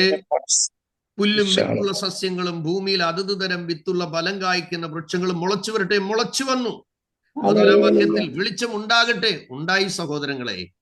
20-ാം വാക്യത്തിൽ കൂട്ടമായി ജനിക്കട്ടെ, കൂട്ടമായി ജനിച്ചു. ആകാശവിധാനത്തിൽ അതുവരെ പറവകളില്ല, പക്ഷേ പറവജാതി പറക്കട്ടെ എന്ന് ദൈവം കൽപ്പിച്ചു. അങ്ങനെ സംഭവിച്ചു. 22-ാം വാക്യത്തിൽ കാണുന്നു, ആമി പെരുകട്ടെ, പെരുകി, ഉളവാകട്ടെ, ഉളവായി. വാഴട്ടെ, നിങ്ങൾ മനസ്സിലാക്കണം. നമ്മുടെ ഈ 15-ാമത്തെ സെഷനിൽ വചനധ്യാനത്തിന്റെ 8-ാമത്തെ ദിവസത്തിന്റെ പ്രഭാതത്തിൽ എനിക്ക് കർത്താവ് നിങ്ങളെ ഓർപ്പിച്ച് ഉണർത്തി ധൈര്യപ്പെടുത്താനുള്ള കാര്യം, സ്തോത്രം, നമുക്ക് വേണ്ടിയാണ് ഇതെല്ലാം സൃഷ്ടിച്ചത്. ദൈവം തമ്പുരാൻ മനുഷ്യനെ കൽപ്പിച്ചല്ല ഉണ്ടാക്കിയത്, കൈകൊണ്ട് മെനഞ്ഞാ ഉണ്ടാക്കിയത്. നിങ്ങൾ ഈ കാണുന്നത് മുഴുവൻ കൽപ്പിച്ചുണ്ടാക്കി. എന്തിനു വേണ്ടി? മനുഷ്യന് വേണ്ടി. ഈ ദൈവത്തിന്റെ ആരോഗ്യം ക്ഷയിച്ചു പോയിട്ടോ ഒന്നുമില്ല, ബലം കുറഞ്ഞു പോയിട്ടോ ഒന്നുമില്ല. ഇന്നും അവിടുന്ന് യഥാവാനായി തന്നെ ഇരിക്കുന്നു. ദൈവം ഇറങ്ങി വരേണ്ട വിഷയങ്ങളുണ്ട്, അവൻ ഇറങ്ങി വന്നിരിക്കും. വായിക്കുന്നു, അനന്തരം ആമേൻ ദൈവം അബ്രഹാമിനോട് അരുളി ചെയ്തിട്ട് കയറിപ്പോയി എന്ന് നമ്മൾ വായിക്കുന്നു. Praise God. ദൈവം നിങ്ങൾക്ക് വേണ്ടി ഒരു വിഷയത്തിൽ ഇറങ്ങേണ്ടി വന്നാൽ ഇറങ്ങും. യേശുവിന്റെ രക്തം ചെയ്യും. ഈ ദൈവവചനം കേൾക്കുമ്പോൾ നിങ്ങളുടെ ഉള്ളം കത്തിക്കൊണ്ടിരിക്കുന്നെങ്കിൽ നന്ദിയോടെ ഞാൻ സ്തോത്രം ചെയ്യുകയാണ്. അപ്പൊ നിങ്ങൾ മനസ്സിലാക്കുക, ഉണ്ടാകട്ടെ എന്ന് പറഞ്ഞപ്പോൾ ഉണ്ടായെങ്കിൽ, അതെ, ഒരു സ്ഥലത്ത് കൂടട്ടെ എന്ന് പറഞ്ഞപ്പോൾ കൂടിയെങ്കിൽ, ആമേൻ, മുളച്ചു വരട്ടെ എന്ന് പറഞ്ഞപ്പോൾ മുളച്ചു വന്നെങ്കിൽ, യെസ് ലോർഡ്, കൂട്ടമായി ജനിക്കട്ടെ എന്ന് പറഞ്ഞെങ്കിൽ അതങ്ങനെ സംഭവിച്ചെങ്കിൽ, പറക്കട്ടെ എന്ന് പറഞ്ഞാൽ അത് പറന്നെങ്കിൽ, പെരുകട്ടെ, ഉളവാകട്ടെ. ശ്രദ്ധിക്കുക, ഈ ദിവസങ്ങളിൽ നിങ്ങൾ പ്രാർത്ഥിക്കുമ്പോൾ, ദൈവവചനം കേൾക്കുമ്പോൾ, ദൈവം അന്ന് ചെയ്യുന്നത് പോലെ ഇന്നും നമ്മുടെ വിഷയങ്ങളിലും ചെയ്യാൻ ദൈവം വിശ്വസ്തനാണ്. ദൈവവചനം ശരിയായ നിലയിൽ നമ്മളിൽ വസിക്കുന്നെങ്കിൽ മാത്രമേ നാം ദൈവത്തിൽ വസിക്കുന്നു. കുറെ വാക്യങ്ങളും 31,214 വാക്യങ്ങളും കാണാ പഠിച്ചുകൊണ്ട് നടന്നുള്ളൊന്നും കാര്യമാകുന്നില്ല. ഈ വചനം നമ്മുടെ ഉള്ളിൽ തീയായി, ചുറ്റികയായി, അത് കണ്ണാടിയായി, അത് രക്ഷയ്ക്ക് വളരുന്ന മായമില്ലാത്ത പാലായി, സ്തോത്രം, ഇത് ജീവനുള്ളതായി, ഇത് ചൈതന്യമുള്ളതായി, ഇത് നമ്മളിൽ കയറി വ്യാപരിക്കണം. വചനം കേൾക്കുമ്പോൾ ചെതറിക്കിടന്ന അസ്ഥികൾ, രൂപമില്ലാത്തത്, മാംസമില്ലാത്തത്, ത്വക്കില്ലാത്തത്, നരമ്പില്ലാത്തത്, ആത്മാവിൽ വചനം പ്രവചനമായി തന്നെ യെഹെസ്കേലിലൂടെ അരുളി ചെയ്തു. നീ ഈ ഉണങ്ങിയ അസ്ഥികളോട് പ്രവചിച്ചു പറയേണ്ടത് എന്തെന്നാൽ, പ്രൈസ് ദി ലോർഡ്, ഉണങ്ങിയ അസ്ഥികളെ യഹോവയുടെ വചനങ്ങളെ കേൾപ്പി. എൻ്റെ സഹോദരങ്ങളെ, ഞാൻ വളരെ ദൈവത്തിൽ ആശ്രയിച്ചുകൊണ്ട് നിങ്ങളോട് പറയുകയാണ്, read the Bible every day, meditate the Bible every day, give first priority for the word of God. സ്തോത്രം. ഒരു തലവേദന മാറുന്നതോ ഒരു നെഞ്ചുവേദന മാറുന്നതോ നമ്മുടെ ശരീരത്തിന് ഒരു സൗഖ്യം കിട്ടുന്നതോ ഒന്നും വലിയ സംഭവം അല്ല. സ്തോത്രം, സ്തോത്രം, സ്തോത്രം, സ്തോത്രം. അതുകൊണ്ട് ദൈവവചനത്തിന് ഒന്നാം സ്ഥാനം നിങ്ങൾ കൊടുത്താൽ, ഇത് നിങ്ങളുടെ ആത്മീയ ജീവിതത്തിന്റെയും ഭൗതിക ജീവിതത്തിന്റെയും സകലത്തിന്റെയും ഗൈഡാണ്, മാനുവലാണിത്. ക്രിസ്തീയ ജീവിതത്തിന്റെ സക്സസ്ഫുൾ ക്രിസ്ത്യൻ ലൈഫിന് ഒരു വ്യക്തിക്ക് ദൈവം നൽകിയിരിക്കുന്ന ഗൈഡാണ് ഈ വിശുദ്ധ ബൈബിൾ. സ്തോത്രം. ഇടയ്ക്ക് കയറി നിങ്ങളോട് പറയുമ്പോൾ ഇത് തിരിച്ചറിയാൻ വേണ്ടി ഞാൻ ഒന്നുകൂടെ ഓർപ്പിച്ചുണർത്തി എന്നേ ഉള്ളൂ. ജനലക്ഷങ്ങൾക്ക് വഴി തുറന്നത് ഫറവോനും സൈന്യവും കണ്ടു. പക്ഷെ അവർക്ക് തുറന്ന വഴി ഇവരുടെ ശവക്കുഴിയായി മാറി, അല്ലേ? ചില സന്ദർഭങ്ങളിൽ നമുക്ക് തോന്നും, ദൈവം എന്നോട് പറഞ്ഞതല്ലല്ലോ, ദൈവം എന്നോട് പറഞ്ഞതല്ലല്ലോ കർത്താവേ നീ ഇപ്പൊ ചെയ്യുന്നത്. എത്രയോ ആലോചനകൾ ദൈവം എന്നോട് പറഞ്ഞു കർത്താവേ, സ്തോത്രം. പക്ഷെ എന്താണ് ദൈവം തമ്പുരാനെ എന്നോട് അങ്ങനെ ചെയ്തത്, ഇങ്ങനെ ചെയ്തത് എന്ന് നമ്മൾ ചില സമയത്ത് ചോദിക്കാറുണ്ട്, ചോദ്യം ചെയ്യാറുണ്ട്. സഹോദരങ്ങളെ, ചില സമയങ്ങളിൽ ദൈവം ചില പ്ലാനൊക്കെ മാറ്റും. ദൈവം ചില പദ്ധതികൾ നിങ്ങളോട് പറഞ്ഞത് തന്നെയാണെങ്കിലും ആ പദ്ധതിയുടെ പിറകിൽ പറഞ്ഞ സമയത്ത് പ്രശ്നങ്ങളൊന്നും ഇല്ലെങ്കിലും ആ പറഞ്ഞ പ്ലാൻ നിറവേറുന്ന സമയമാകുമ്പോൾ ഏതെങ്കിലും ഒരു പ്രതിസന്ധി നിങ്ങൾക്കെതിരായി ശത്രു പ്ലാൻ ചെയ്യുന്നു എന്ന് കണ്ടാൽ ദൈവം ആ പ്ലാൻ മാറ്റും. എങ്ങനെ മനസ്സിലാക്കാം? പുറപ്പാട് പുസ്തകം 13-ാമത്തെ അധ്യായം അതിന്റെ 17-ാം വാക്യം 18-ാം വാക്യം നിങ്ങളൊന്ന് ശ്രദ്ധിച്ചു നോക്കിയേ. Exodus chapter 13, verse 17 and 18. ഫറവോൻ ജനത്തെ വിട്ടയച്ച ശേഷം ആ ഫിലിസ്ത്യരുടെ സോറി പറഞ്ഞു സിസ്റ്ററെ. ഫറവോൻ ജനത്തെ വിട്ടയച്ച ശേഷം ഫെലിസ്ത്യരുടെ ദേശത്തു കൂടിയുള്ള വഴി അടുത്തത് എന്ന് വരികിലും ജനം യുദ്ധം കാണുമ്പോൾ പക്ഷേ അനുതപിച്ച് മിസ്രൈമിലേക്ക് മടങ്ങിപ്പോകുമെന്ന് വച്ച് ദൈവം അവരെ അതിലെ കൊണ്ടുപോയില്ല. ഹല്ലേലൂയ, സ്തോത്രം. ചെങ്കടലിനരികെയുള്ള മരുഭൂമിയിൽ കൂടെ ദൈവം ജനത്തെ ചുറ്റി നടത്തി. ഇസ്രായേൽ മക്കൾ മിസ്രൈം ദേശത്ത് നിന്ന് യുദ്ധസന്നദ്ധരായി പുറപ്പെട്ടു. മതി നോക്കുക, ദൈവത്തിന്റെ ഒരു പ്ലാൻ ഇതായിരുന്നു. ഫറവോൻ ജനത്തെ വിട്ടയച്ച ശേഷം ഫിലിസ്ത്യരുടെ ദേശത്തു കൂടിയുള്ള വഴി അടുത്തതെന്ന് വരികിലും, അപ്പം ഷോർട്ട് കട്ട് വേണേ കനാനിലെത്താം അല്ലേ? പക്ഷേ ദൈവം നോക്കി, അതുവഴി അവരെ വിട്ടാലേ ഇവരുടെ പുറകെ വാറു വരും, യുദ്ധം വരും. യുദ്ധം വന്നാൽ ഇവർ പേടിച്ചിട്ട് എന്നാ ഇനി തിരിച്ച് അങ്ങോട്ട് പോയേക്കാം എന്ന് വിചാരിച്ച് ഇവർക്ക് മടങ്ങിപ്പോകാൻ സാധ്യതയുണ്ട് എന്ന് ദൈവം കണ്ടിട്ട് തീരുമാനിച്ചു, വിടുന്നില്ല അതുവഴി. നിങ്ങളുടെ ഇഷ്ടത്തിന് നിങ്ങൾ പോയാൽ എന്നേക്ക് നിങ്ങൾ നഷ്ടപ്പെട്ടു പോകും. ഇത് ദൈവം മനസ്സിലാക്കി. അവിടെ നാം നഷ്ടപ്പെട്ടു പോകാതെ ഇരിക്കേണ്ടതിന് വേണ്ടിയാണ് പലപ്പോഴും നാം ഇഷ്ടപ്പെട്ട വഴിയിൽ ദൈവം നമ്മെ വിടാത്തത്.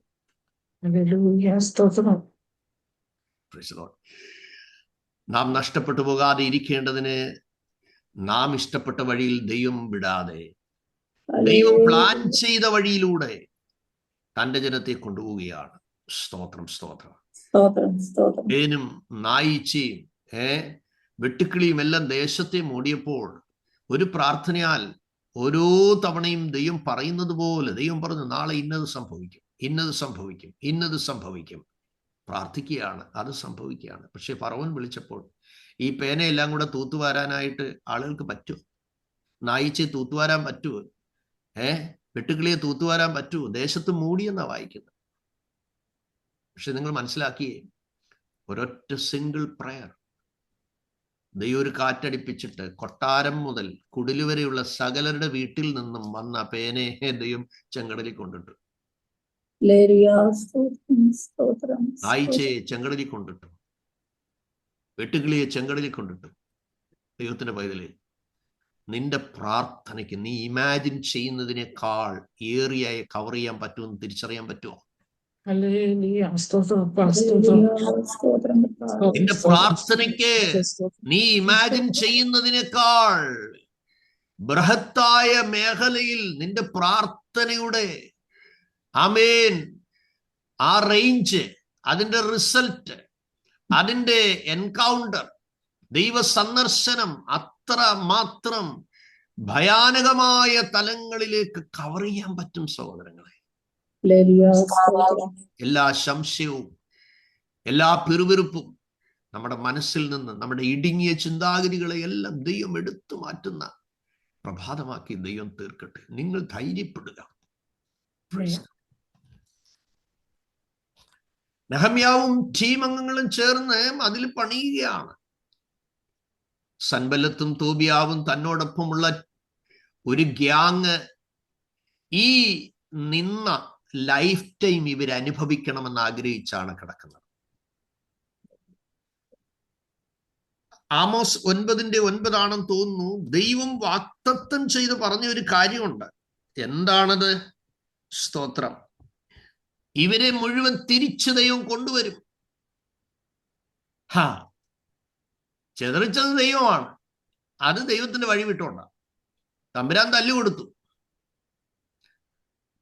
ചില ആളുകളെ ദൈവം തമ്പുരാൻ രൂപാന്തരപ്പെടുത്തുന്നത് വ്യത്യസ്ത രീതിയിലായിരിക്കും. മനസ്സിലായല്ലോ? നെബൂഖദ്നേസറിനെ ദൈവം തമ്പുരാൻ കൊട്ടാരത്തിൽ നിന്ന് വലിച്ചു താഴെയിട്ട് അവനെ കാട്ടിക്കൊണ്ട് ചെന്നിട്ട് 7 വർഷം അവനെ റോയൽ ഫുഡൊന്നും കഴിക്കാതെ പുല്ല് തീറ്റിച്ചു. ഡൈജഷൻ പ്രോബ്ലം ഒന്നും ഉണ്ടായില്ല. എന്താ കാര്യം എന്നറിയാമോ? ട്രെയിനിങ്ങിന് കൊണ്ടിട്ടേക്കുന്ന. അപ്പോ ബോഡി സിസ്റ്റത്തെ എല്ലാം ദൈവം അങ്ങ് മാറ്റി.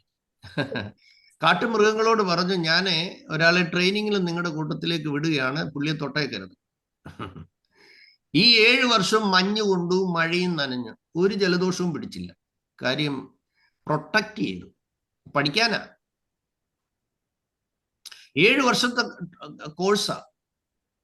7 വർഷവും വർത്താനം പറച്ചിലൊന്നുമില്ല. കാരണം അവനെ മൃഗത്തെ പോലെ നനയുകയാണ്. തന്റെ നഖമൊക്കെ കഴുകന്റെ പോലെ അത് നഖമൊക്കെ വളർന്നു. മനുഷ്യരുടെ ഇടയിൽ തന്നെ പുറത്താക്കി. പക്ഷെ ആ 7 വർഷം ആ കസേര വേറെ ആളെ ഇരിക്കാൻ ദൈവം സമ്മതിച്ചില്ല. വേദശാസ്ത്രികൾ പറയുന്നത് ദാനിയേലായിരുന്നു ആ കാലഘട്ടം രാജ്യം ഭരിച്ചതെന്നാണ് പറയുന്നത്. സ്തോത്രം. 7 വർഷം തന്നെ കാട്ടിലിട്ട് പഠിപ്പിച്ചു. എന്താ കാര്യം? 2-ാം അധ്യായത്തിൽ കണ്ട ആ സ്വപ്നം വ്യാഖ്യാനിച്ചു കൊടുത്തു. 3-ാം അധ്യായത്തിൽ ദൈവം വലിയവനാണെന്ന് തീക്കകത്തൂടെ വെളിപ്പെട്ടത് കണ്ടു. എന്നിട്ടൊന്നും താൻ തിരിയുന്നില്ല, രൂപാന്തരപ്പെടുന്നില്ല. അപ്പോൾ ദൈവം തമ്പുരാൻ തീരുമാനിച്ചു, ഓക്കെ, നിന്നെ മര്യാദ പഠിപ്പിക്കാം. അദ്ദേഹത്തിന്റെ ഗ്രാജുവേഷൻ സർട്ടിഫിക്കറ്റ് നിങ്ങൾ കണ്ടിട്ടുണ്ടോ? എന്തായിരുന്നു ആ ഗ്രാജുവേഷൻ സർട്ടിഫിക്കറ്റിനകത്ത് അദ്ദേഹം എടുത്ത ഡിഗ്രി എന്താണെന്ന് നിങ്ങൾ എപ്പോഴെങ്കിലും വായിച്ചിട്ടുണ്ടോ? എടുത്തു നോക്കിയാട്ട് ദാനിയേൽ പ്രവാചകന്റെ പുസ്തകം.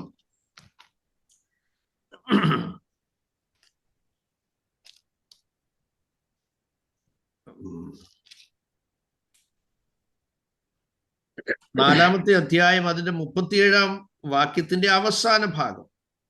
7 വർഷത്തെ തന്റെ വനത്തിലുള്ള ട്രെയിനിങ് കഴിഞ്ഞപ്പോൾ സർട്ടിഫിക്കറ്റിനകത്ത് ഇപ്പോൾ നെബൂഖദ്നേസർ എന്ന ഞാൻ സ്വർഗസ്ഥനായ രാജാവിനെ സ്തുതിച്ച് പുകഴ്ത്തി ബഹുമാനിക്കുന്നു.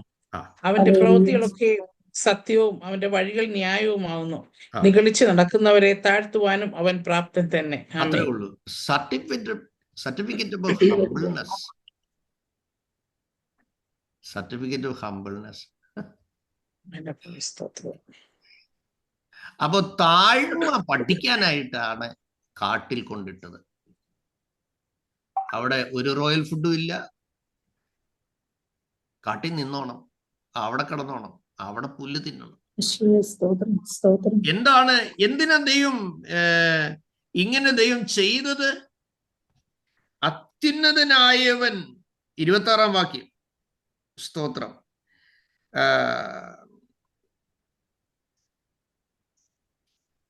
4-ാം അധ്യായം 26-ാം വാക്യം. എന്താ എഴുതിയിരിക്കുന്നത്? 25, 26 വാക്യങ്ങളിൽ കാണുന്നത്, തിരുമേനിയെ മനുഷ്യരുടെ ഇടയിൽ നീക്കിക്കളയും. തിരുമനസ്സിലെ വാസം കാട്ടുമൃഗങ്ങളോടെയാകും. തിരുമേനിയെ കാളയെ പോലെ പുല്ല് തീറ്റും. തിരുമേനി ആകാശത്തിലെ മഞ്ഞുകൊണ്ട് നനയും. മനുഷ്യരുടെ രാജ്യത്തിന്മേൽ അത്യുന്നതനായവൻ വാഴുകയും അതിനെ തനിക്ക് ബോധിച്ചവന് കൊടുക്കുകയും ചെയ്യുമെന്ന് തിരുമനസ്സുകൊണ്ട് അറിയുന്നിട വരെ 7 കാലം. കാലം മീൻസ് വർഷം. വൃക്ഷത്തിന് തായ്വേർ വെച്ചേക്കുവിൻ അവർ കൽപ്പിച്ചതോ വാഴുന്നത് സ്വർഗമാകുന്നു എന്ന് തിരുമനസ്സുകൊണ്ട് ഗ്രഹിച്ച ശേഷം രാജ്യത്തും തിരുമേനിക്ക് സ്ഥിരമാകും എന്നത്രേ. ശ്രദ്ധിച്ചേ.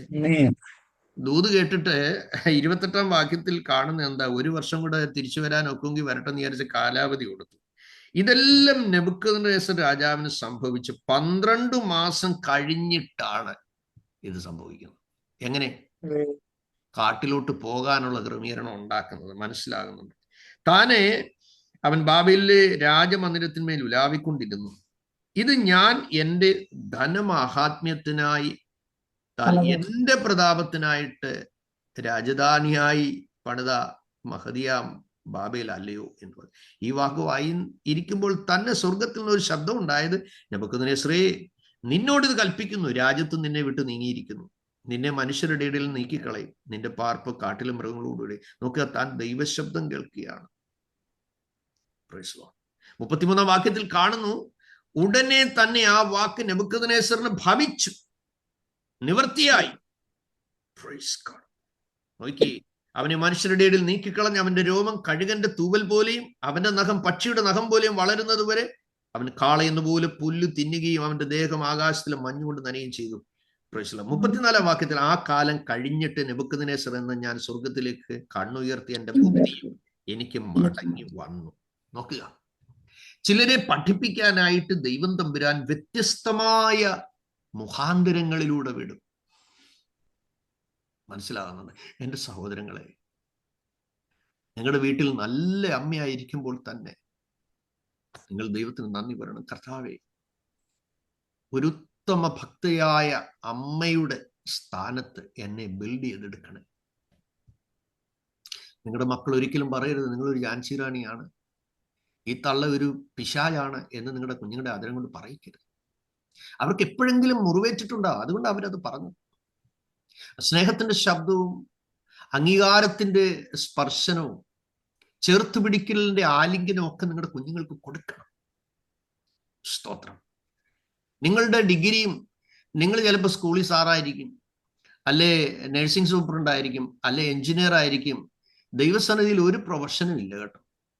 നിങ്ങൾ ഒരിക്കലും അങ്ങനെ ചിന്തിക്കരുത്. ഇനിയും പൈലറ്റ് ആണെങ്കിലും എയർക്രാഫ്റ്റ് എഞ്ചിനീയർ ആണെങ്കിലും നിങ്ങൾ മൾട്ടി മില്യനർ ആയാലും ദൈവത്തിനൊരു ചുണ്ണാമ്പും ഇല്ല നിങ്ങളെ. നിങ്ങൾ വലിക്കുന്നത് തിരിച്ച് ഇനി വലിക്കണ്ടെന്ന് പറഞ്ഞാൽ പഞ്ഞി വെച്ചേച്ച് പെട്ടി കിടക്കും. അതുകൊണ്ട് നമുക്ക് ഒന്നും പ്രശംസിക്കാനില്ല, ആകുന്നത് കൃപയാലെന്ന് ഓർത്തുകൊള്ളണം. ഓക്കെ, നിങ്ങൾ നല്ല പിതാവായിരിക്കണം. 5 മക്കളെ നിങ്ങൾ ജനിപ്പിച്ചെങ്കിൽ 5 മക്കളോട് 5 സ്വഭാവം കാണിക്കണം. വീതം വെക്കുമ്പോൾ മനസ്സിനകത്ത് വിശേഷമായ കരുതലുകൾ ഉണ്ടാകരുത്. ഓരോരുത്തരുടെ സ്ഥിതി അനുസരിച്ച് നിങ്ങൾ ചെയ്യാൻ പഠിക്കണം. നമുക്കറിയാം, ഇസ്ഹാക്ക് നല്ല സമയത്ത് കുഞ്ഞുങ്ങൾക്ക് കൊടുക്കേണ്ടത് കൊടുക്കാഞ്ഞുകൊണ്ടാണ് തപ്പി നോക്കേണ്ട വന്നതും കാഴ്ച പോയപ്പം വരെ പിടിച്ചു വെച്ചുകൊണ്ടിരുന്നു. മനസ്സിലാകുന്നുണ്ട്? അതുകൊണ്ട് എന്തോ സംഭവിച്ചു, ചേട്ടനും അനിയനും തമ്മി കൊലപാതക ചിന്തയുണ്ടായി. നല്ല അപ്പച്ചനായിട്ടായിരിക്കണം വീട്ടിൽ നിങ്ങളായിരിക്കണം. നിങ്ങളുടെ മരുമോളെ ഒരിക്കലും നോവിക്കരുത്. അന്യ വീട്ടിൽ നിന്ന് വന്ന അത് നിങ്ങളുടെ മകളാണ്. മരുമക്കളുള്ള സഹോദരിമാരോട് ഞാൻ പറയാം, ഒരിക്കലും മരുമോൾ എന്ന നിലയിൽ കാണരുത്. ഒരിക്കലും നിങ്ങളുടെ മരുമകളുടെ കുറ്റം ഒരിക്കലും വിളിച്ച് നിങ്ങളുടെ മകളോട് പറയരുത്. വളരെ കഷ്ടപ്പെട്ട് ഡ്യൂട്ടി കഴിഞ്ഞ് വരുമ്പോൾ മോന്റെ ചെവിയിൽ മന്ത്രിക്കരുത്, എടാ അവൾ ഇങ്ങനെ അവളങ്ങനെ. അവരുടെ ഫാമിലി ലൈഫ് തല്ലി തകർക്കരുത്, അവരെ നോവിക്കരുത്, ചേർത്ത് പിടിക്കണം. നിങ്ങൾ കാണുന്നില്ലേ, മോവാബ്യ ദേശത്ത് ബേത്ലഹേമിൽ നിന്ന് മൈഗ്രേറ്റ് ചെയ്ത നവോമി, എലിമലേക്ക്, മഗ്ദോനും കില്യോനും അവരാ ദേശത്ത് പോയി, ക്ഷാമനിമിത്താ പോയത്. അവിടെ ചെന്ന് മൈഗ്രേറ്റ് ചെയ്ത് കുറച്ച് നാൾ കഴിഞ്ഞപ്പോഴത്തേന് എലിമലേക്ക് മരിച്ചു. അവിടെയുള്ള മോവാബ്യ സ്ത്രീകളെയാണ് ഈ കൊച്ചുങ്ങൾ കല്യാണം കഴിച്ചത്.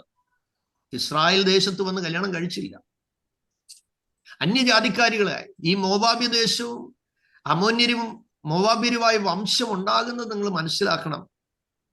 ദൈവം തമ്പുരാൻ സോദോമിൽ നിന്ന് വിടിവിച്ച് പുറത്തെടുത്ത, അബ്രഹാമിന്റെ കണ്ണുനീര് കണ്ട് വിടിവിച്ച് പുറത്തെടുത്ത തൻ്റെ സഹോദരനായ ലോത്തും തൻ്റെ കുഞ്ഞുങ്ങളുമാണ് ഇതിന് കാരണം. പുറകോട്ട് നോക്കരുതെന്ന് പറഞ്ഞപ്പോൾ ഭാര്യ പുറകോട്ട് നോക്കി, ഇന്നും അവിടെ നിൽപ്പുണ്ട്. ഉപ്പുതൂണായിപ്പോയി. ദൈവം ചൂണ്ടിക്കാണിച്ച സ്ഥലത്തേക്ക് താൻ പോയില്ല. താൻ ഇഷ്ടപ്പെട്ടത് തെരഞ്ഞെടുത്തു. ദൈവം അപ്രൂവൽ കൊടുത്തു, പൊക്കോളാൻ പറഞ്ഞു. ദൈവം തമ്പുരാൻ വലിച്ചിറക്കുമ്പോൾ നിങ്ങൾ ഓർക്കണം, ആ പട്ടണം എത്ര ഭയാനകമായി. അത് നശിപ്പിക്കുന്നതിന് മുമ്പ് ഏദൻ തോട്ടം പോലെ മനോഹരമായിരുന്നു എന്ന് വായിക്കുന്നത്. പട്ടണത്തിന്റെ മനോഹരത്വം ഒന്നും ദൈവത്തിന് വിഷയമല്ല സഹോദരങ്ങളെ. മ്ലേച്ഛതയുടെ കുത്തൊഴുക്കിൽ താരാട്ട് പാടുന്ന ഒരു പട്ടണമുണ്ടെങ്കിൽ ദൈവം അതിന് തീയിടും. ദൈവത്തിന്റെ കയ്യിൽ ഫോസ്ഫറസും ഗന്ധകവും ഒക്കെ ഉണ്ടെന്ന് നമ്മൾ വായിച്ചില്ലേ? ആകാശം തുറന്നപ്പോൾ ആകാശത്തു നിന്ന് ഗന്ധകവും ദൈവം അയച്ചെന്ന് നമ്മൾ വായിക്കുന്നത്. അവരെ ദൈവം തമ്പുരാൻ അബ്രഹാമിന്റെ കരച്ചിൽ കണ്ടിട്ടാണ് വലിച്ചിറക്കിയത്. വലിച്ചിറക്കുമ്പോഴും പെമ്പിള്ളാര് കള്ളു എടുക്കാൻ മറന്നില്ല അല്ലേ? അതുകൊണ്ടാണല്ലോ ഗുഹയിൽ ചെന്നപ്പോൾ അപ്പനെ കുടിപ്പിച്ചത്. എന്റെ പിതാവാണെന്നുള്ള ബോധം അവര് വിട്ടുപോയി. കല്യാണത്തിന് എൻഗേജ്മെന്റ് കഴിഞ്ഞിരുന്നതാ. അവരുടെ വീട്ടിൽ ചെന്ന് പറഞ്ഞപ്പോൾ കളിവാക്കെന്ന് പറഞ്ഞേച്ചാൽ അവര് കളഞ്ഞു. നിങ്ങൾ ശ്രദ്ധിക്കണം, വലിച്ചു വെളിയിൽ ഇറക്കുമ്പോഴും കുടിക്കുന്ന പെമ്പിള്ളാരാണത്. എന്നിട്ടും ദൈവം കരുണ കാണിച്ചു. അങ്ങനെ അപ്പനാൽ ജനിച്ചതാണ് മോവാബ്യരും അമോന്യരും. ആ മോവാബ്യ ദേശത്തു നിന്നാണ് മഗ്ദോനും കില്യോനും പെൺകുഞ്ഞുങ്ങളെ എടുത്തത്. അമ്മയുടെ മനസ്സിന് എന്ത് വേദന ഉണ്ടായി കാണും അല്ലേ?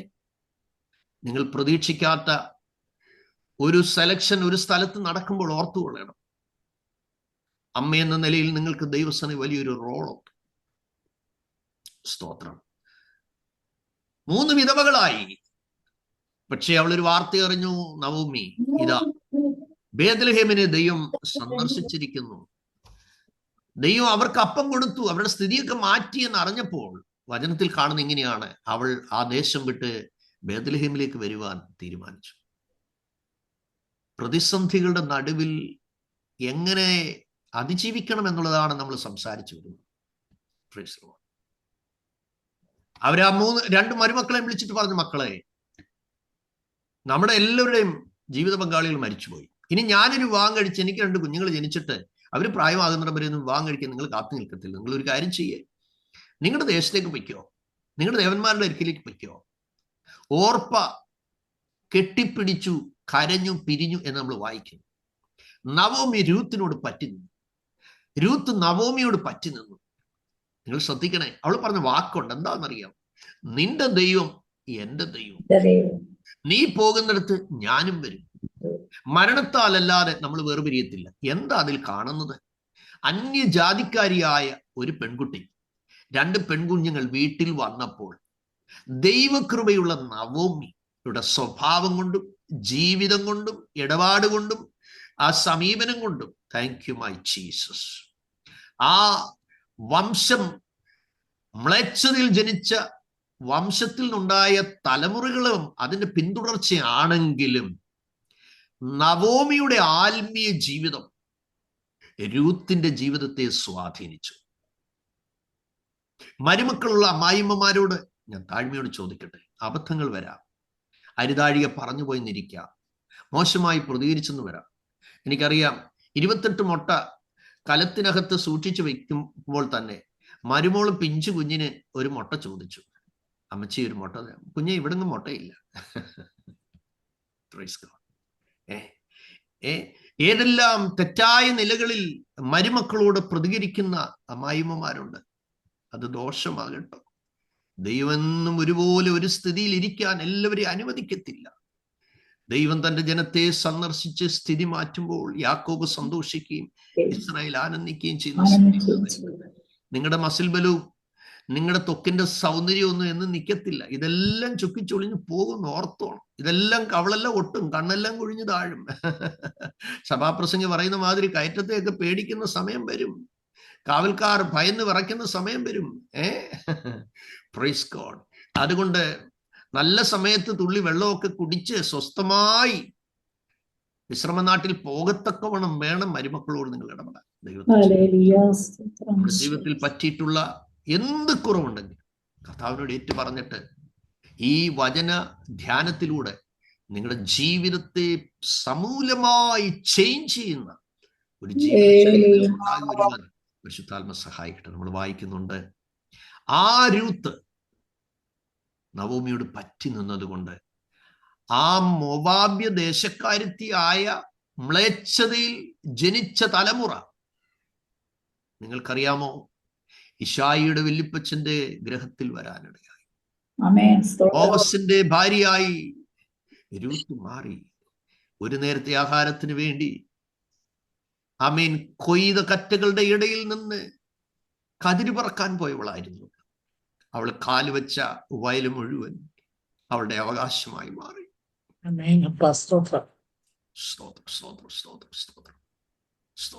ബോവസ് അവളോട് പറഞ്ഞു, മകളെ നീ വിഷമിക്കണ്ട, വേറൊരു വയലിൽ നീ പോണ്ട.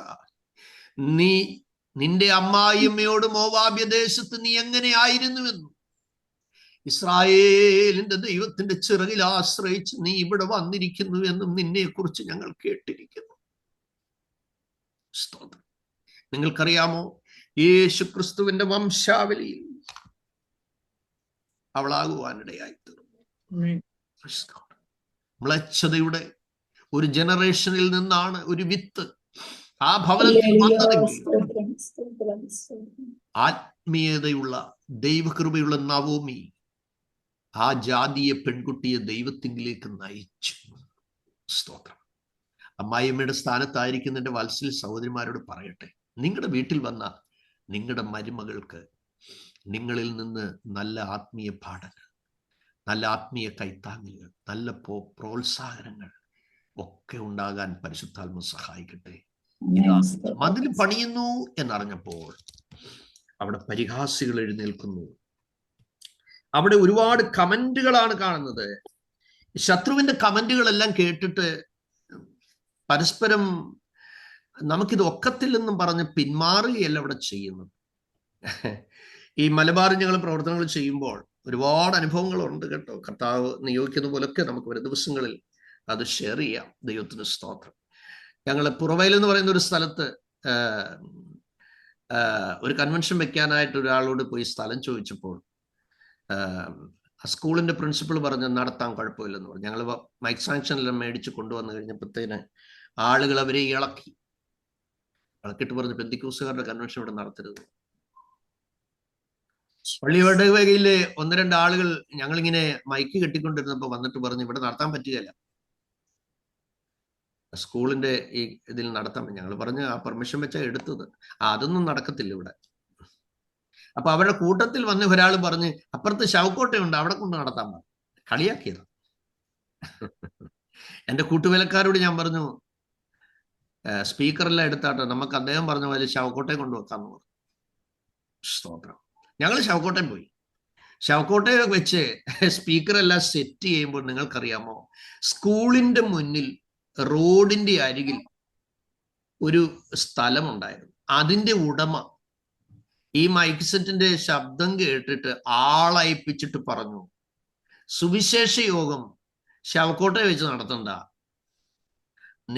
എനിക്ക് സ്ഥലം ആ സ്കൂളിൽ ഗ്രൗണ്ടിന്റെ ഫ്രണ്ടിൽ കിടക്കുന്ന സ്ഥലം എന്റെയാ, നിങ്ങൾ അവിടെ കൊണ്ടുവന്ന് നടത്തിക്കും.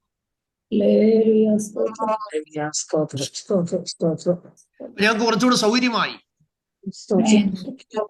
മക്കളെ, നിയോഗം കിട്ടി. നിങ്ങൾ ഒരു കാര്യത്തിന് ചുവട് വെച്ചാൽ, ഞാൻ കർത്താവിൽ നിങ്ങളെ ധൈര്യപ്പെടുത്തി പറയുന്നു, ദൈവമാണ് പറഞ്ഞു തുടങ്ങിയതെങ്കിൽ, ദൈവമാണ് ആരംഭിച്ചതെങ്കിൽ, സ്തോത്രം, ആമേൻ, ദൈവം അത്ഭുതകരമായി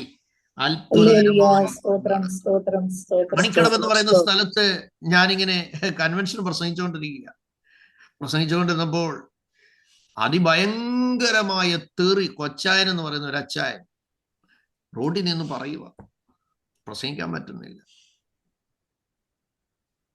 അപ്പൊ എനിക്ക് മനസ്സിലായി, ഇതാരോ കള്ളുകുടിപ്പിച്ചേച്ച് വിട്ടതാ തെറി പറയിക്കാൻ. ഞാൻ പെട്ടെന്ന് പാട്ട് പാടാൻ എന്നവരോട് ഒരു പാട്ടിട്ടു, സമയമാൻ രഥത്തിൽ ഞാൻ സ്വർഗയാത്ര ചെയ്യുന്നു എന്നൊരു പാട്ട് പാടിയപ്പോൾ കൊച്ചായനോട് ഒറ്റ ഓട്ടം, അവൻ പേടിച്ചു പോയി. അപ്പൊ പോകുന്ന വഴിക്ക് കൊച്ചായൻ പറഞ്ഞു, ഞാൻ നാളെ കാണിച്ചു തരാം. യോഗം കഴിഞ്ഞപ്പോൾ അവിടെയുള്ള കർത്താവിന്റെ ദാസൻ ജോബി ജെയ്സൺ എന്ന് പറയുന്ന ദാസന്മാരോട് ചോദിച്ചു, കൊച്ചായൻ താമസിക്കുന്ന എവിടെയാ? സാറേ, അത് പുള്ളി ഡ്രൈവറാ. ഞാൻ പറഞ്ഞു, കൊച്ചായനെ രാവിലെ കാണിച്ചു തരാമെന്ന് പറഞ്ഞിട്ടുണ്ട്, അതുകൊണ്ട് നമുക്ക് കൊച്ചായൻ ഇങ്ങോട്ട് വന്നില്ലെങ്കിലും നമുക്ക് അങ്ങോട്ടും പോയി കൊച്ചായനെ കാണാം. കൊച്ചായനെ കണ്ടപ്പോഴേ ജീപ്പിൽ നിന്ന് വെളിയിൽ ഇറങ്ങി. ഞാൻ പുറകെ കൂടെ ചെന്ന് കൊച്ചായൻ്റെ ഇപ്പുറത്ത് അങ്ങിരുന്നു. ഞാൻ പറഞ്ഞു, കൊച്ചായ നമുക്കൊരു ഓട്ടം പോകണമല്ലോ. എനിക്ക് ഓട്ടമൊന്നും പോകണ്ട, ചുമ്മാ ഇരുട്ടി വരെ പോകാമെന്ന് വിചാരിച്ചു, കാരണം കൊച്ചായനോട് വർത്താനം പറയണം. ഞാൻ പറഞ്ഞു, കൊച്ചായ, ഇന്നലെ യോഗത്തിന് ഞാൻ പ്രസംഗിച്ചുകൊണ്ടിരുന്നപ്പോൾ കൊച്ചായൻ തെറി പിടിച്ചിട്ട് പറഞ്ഞു, നാളെ ഞാൻ കാണിച്ചു തരാമെന്ന്. അപ്പൊ കൊച്ചായൻ വന്നില്ലേലും എന്നെ കാണാൻ ആഗ്രഹിക്കുന്നുണ്ടല്ലേ കൊച്ചായൻ അത് പറഞ്ഞു. അതുകൊണ്ട് കൊച്ചായൻ എന്താ രാവിലെ കാണാമെന്ന് പറഞ്ഞ എൻ്റെ ഉദ്ദേശം. പോയി എൻ്റെ കാല് പിടിച്ചിട്ട് പറയുക, ഇന്നലെ കത്തനാര് കള്ളു മേടിച്ച് തന്നിട്ടാണ് എന്നെ കൊണ്ട് ഇത് പറയിപ്പിച്ചത്, പക്ഷെ എന്നെ ശപിക്കല്ലേ. ഞാൻ പറഞ്ഞു, ശപിക്കാൻ ദൈവം ഞങ്ങൾ ഒരിക്കലും വിളിച്ചിട്ടില്ല. അല്ല, നിങ്ങളൊക്കെ എന്തേലും വാതുറന്ന് പറഞ്ഞാൽ അതങ്ങ് നടക്കും. ഞാൻ പറഞ്ഞു, കൊച്ചായ, അത് വിശ്വാസമുണ്ട്. കൊച്ചായൻ ഇന്ന് മുതൽ ഇനിയും കുടിക്കത്തില്ലെന്ന് തീരുമാനം ഇവിടെ വെച്ചെടുക്കാവും. എൻ്റെ കയ്യെ പിടിച്ചേച്ച് പറയാ, ഇനി ജീവിതത്തിൽ ഞാൻ കുടിക്കുകയില്ല. കൊച്ചായന്റെ കുടി നിന്നു. എൻ്റെ സഹോദരങ്ങളെ, നിങ്ങൾ തിരിച്ചറിയണം, വെല്ലുവിളികളുടെ നടുവിൽ നിങ്ങളായിരിക്കുമ്പോൾ. കഴിഞ്ഞ ദിവസം ഒരു പ്രിയപ്പെട്ടവളുമായിട്ട് നമ്മുടെ യോഗം കഴിഞ്ഞിട്ട് പറയാറുണ്ട്. ഈ വചന പഠനം അവരുടെ ജീവിതത്തെ അസാധാരണമായ നിലയിലാണ് വിശ്വാസത്തിൽ ഉറപ്പിച്ചുകൊണ്ടത്. അവരുടെ മുമ്പിൽ വെച്ച് സ്വന്തം പ്രിയപ്പെട്ടവൻ വാക്കത്തിരായി, എന്തിനാ? തലവെട്ടാൻ. ബന്ദിക്കോസിൽ പോയാൽ, പ്രസംഗം കേൾക്കാൻ പോയാൽ, പറഞ്ഞ ഡേറ്റിൽ തലവെട്ടാൻ കത്തിരാഗി വെച്ച് പറയുക, എടി നിന്നെ കൊല്ലാൻ ആഗ്രഹിച്ചു വരുമ്പോഴേക്കും എനിക്കത് പറ്റുന്നില്ല, ആരോ എന്നെ തടയുന്നു.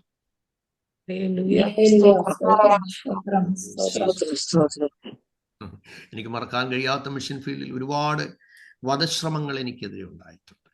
ആൻഡ്മാൻസിൽ വെച്ച് അന്തോണി മേശ്ശേരി എന്ന് പറയുന്ന ഒരു പ്രിയപ്പെട്ടു, ഞാൻ ഫാസ്റ്റിങ്ങിൽ ഇരിക്കുന്നതിൻ്റെ 20ാമത്തെ ദിവസം ഞാൻ അദ്ദേഹത്തിൻ്റെ വീട്ടിലെ സന്ദർശനം കഴിഞ്ഞ് വാതൊക്കെ നിൽക്കുകയാണ്. എന്നെ കാണാൻ നോക്കിയിരിക്കുക കൊല്ലാൻ. ഒരു വലിയ നീണ്ട കഠാര ഇടുപ്പൂറ്റിൽ നിന്ന് ദൂരെ നിന്ന് കണ്ട് എടുത്തിട്ട് പറയാ, ഇന്ന് നിന്നെ ഞാൻ കുത്തിക്കൊല്ലും, നിന്നെ രക്ഷിക്കാൻ ഇവിടെ ആരുമില്ല. ഇങ്ങനെ ചീറി എൻ്റെ അടുക്കൽ വരുമ്പോൾ ഞാൻ മുകളിലേക്ക് നോക്കി, കർത്താവേന്നൊരു വിളി വിളിച്ചതല്ല. എലീശയുടെ ശിഷ്യൻ കണ്ടതുപോലെ ഞാൻ പെട്ടെന്നൊരു കാഴ്ച കണ്ടു. ഒരു വെള്ള മതിൽ എനിക്കും അദ്ദേഹത്തിനും ഇടയിൽ ഇങ്ങനെ ഇറങ്ങി വന്ന് നിൽക്കുന്ന ഒരു കാഴ്ച ദൈവം കാണിച്ചു. എന്നോട് അടുത്തു വരാറായപ്പോഴേക്കും ആ മനുഷ്യന് ഒരു സംഭ്രമം ബാധിച്ചിട്ട് വന്ന വഴി തിരിച്ചോടുന്ന ഞാൻ കാണാനുണ്ട്. 6 കഷ്ടങ്ങളിൽ നിന്ന് അവൻ നിന്നെ വിടുവിക്കും. 7ാമത്തേതിലും തിന്മ നിന്നെ തൊടുകയില്ല. ഒരു സൈന്യം എനിക്ക് ചുറ്റും പാളയം, ഞാൻ ഭയപ്പെടുന്നില്ല. എനിക്ക് യുദ്ധം നേരിട്ടാലും ഞാൻ ജാതികളുടെ ആലോചനയെ വ്യർത്ഥമാക്കുകയും വംശങ്ങളുടെ നിരൂപണങ്ങളെ നിഷ്ഫലമാക്കുകയും ചെയ്യും. 16 പടയാളികളുടെ 4 ചേവരുള്ള 4 കാവൽക്കൂട്ടത്തെയാണ് പത്രോസിനെതിരെ ആക്കിയത്. ഹെരോദാവിന്റെ ജന്മദിവസത്തിൽ കൊണ്ടുവന്ന് ഇവന്റെ തലവെട്ടാമെന്ന് ആഗ്രഹിച്ച് ആമത്തിലിട്ടാ പൂട്ടിയത്. ശ്രദ്ധിക്കണേ, ആമത്തിലിട്ട് പൂട്ടിയ പത്രോസ് രാത്രി ഉറങ്ങുക. കാലേ ചങ്ങല കയ്യേ ചങ്ങല, എങ്ങനെ ഉറങ്ങാൻ പറ്റും? ദൈവത്തിലെ ഞാൻ സമാധാനത്തോടെ കിടന്നുറങ്ങും. നീയല്ലയോ എന്നെ നിർഭയം ഓ പ്രൈസ് ഗോഡ്. എത്ര വെല്ലുവിളിയും എത്ര ചങ്ങലയും എത്ര പ്രതികൂലത്തിന്റെ ചുഴലിക്കാറ്റും നിന്റെ ഗ്രഹത്തിനും നിന്റെ മിനിസ്ട്രിക്കെതിരെയും നിന്റെ ഭവനത്തിനെതിരെയും നിന്റെ ശുശ്രൂഷയ്ക്കെതിരെയും നിന്റെ ആത്മീയ ജീവിതത്തിനെതിരെയും നിന്റെ കുടുംബ ജീവിതത്തിനെതിരെയും നിന്റെ തലമുറയുടെ ഭാവിക്കെതിരെയും അടിച്ചാലും ഒരു ചെറിയ കൂട്ടം അപ്പുറത്തുണ്ടെങ്കിൽ നിന്റെ കയ്യിലെ കൂച്ചുവലം കഴിഞ്ഞ് താഴെ വീഴും. നിന്റെ കാലിന്റെ ചങ്ങല അഴിഞ്ഞ് താഴെ വീഴും. നിന്നെ അവിടുന്ന് വലിച്ചെഴുന്നേൽപ്പിച്ച് പുതച്ച് പുറത്തെന്റെ പിന്നാലെ വരിക എന്ന് പറഞ്ഞ് വിളിച്ചിറക്കുന്ന ഒരു ദൈവത്തെയാണ് നമ്മൾ കാണുന്നത്. അവന്റെ മുമ്പിൽ അടഞ്ഞ 1ാം കാവൽ തനിയെ തുറന്നു, 2ാം കാവൽ തനിയെ തുറന്നു, ഇനി ഇരുമ്പ് വാതില, അതും സ്വതവേ തുറന്നു. ഓ, തമ്പുരാൻ നിനക്ക് മുമ്പായി കടന്നുപോയാൽ ഏതാക്രമണം, ഏത് വെല്ലുവിളികളും, ഏത് എതിർപ്പുകളും, ഏത് ഗ്യാങ്ങിന്റെ വർക്കുകളും വഴിമാറിയ മതിയാവും, വഴിമാറിയ മതിയാവും.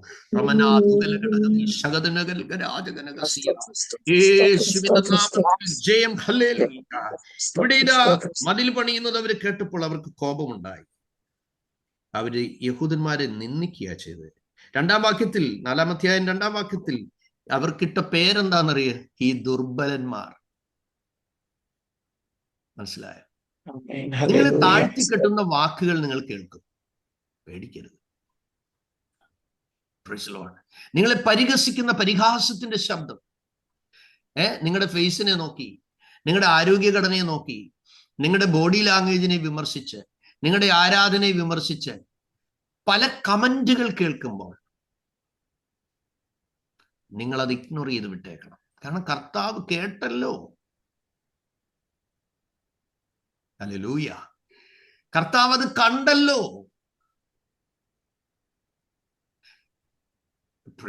നിങ്ങൾക്കറിയാമോ, ഈ നമ്മുടെ മനസ്സിന്റെ വിചാരങ്ങളെ പോലും ദൂരത്തുനിന്ന് ഗ്രഹിക്കുന്നവനാ തമ്പുരാൻ.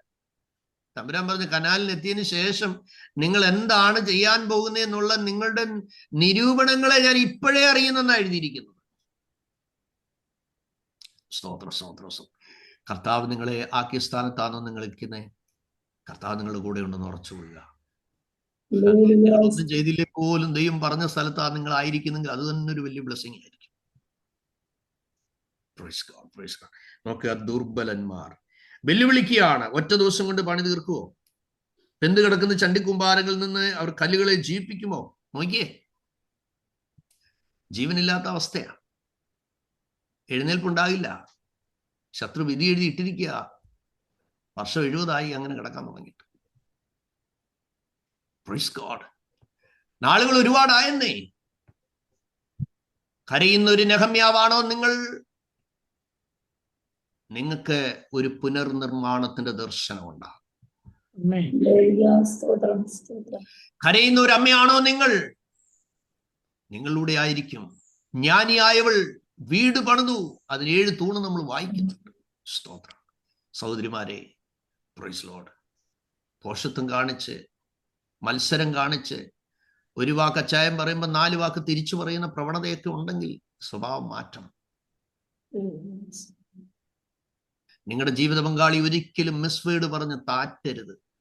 അങ്ങേരെന്നുള്ള വാക്ക് ഉപയോഗിക്കരുത്. അബ്രഹാമിനെ സാറ വിളിച്ചത് അഡോണായി എന്നാ, അല്ലാതെ എഡോനായി എന്നല്ല വിളിച്ചത്.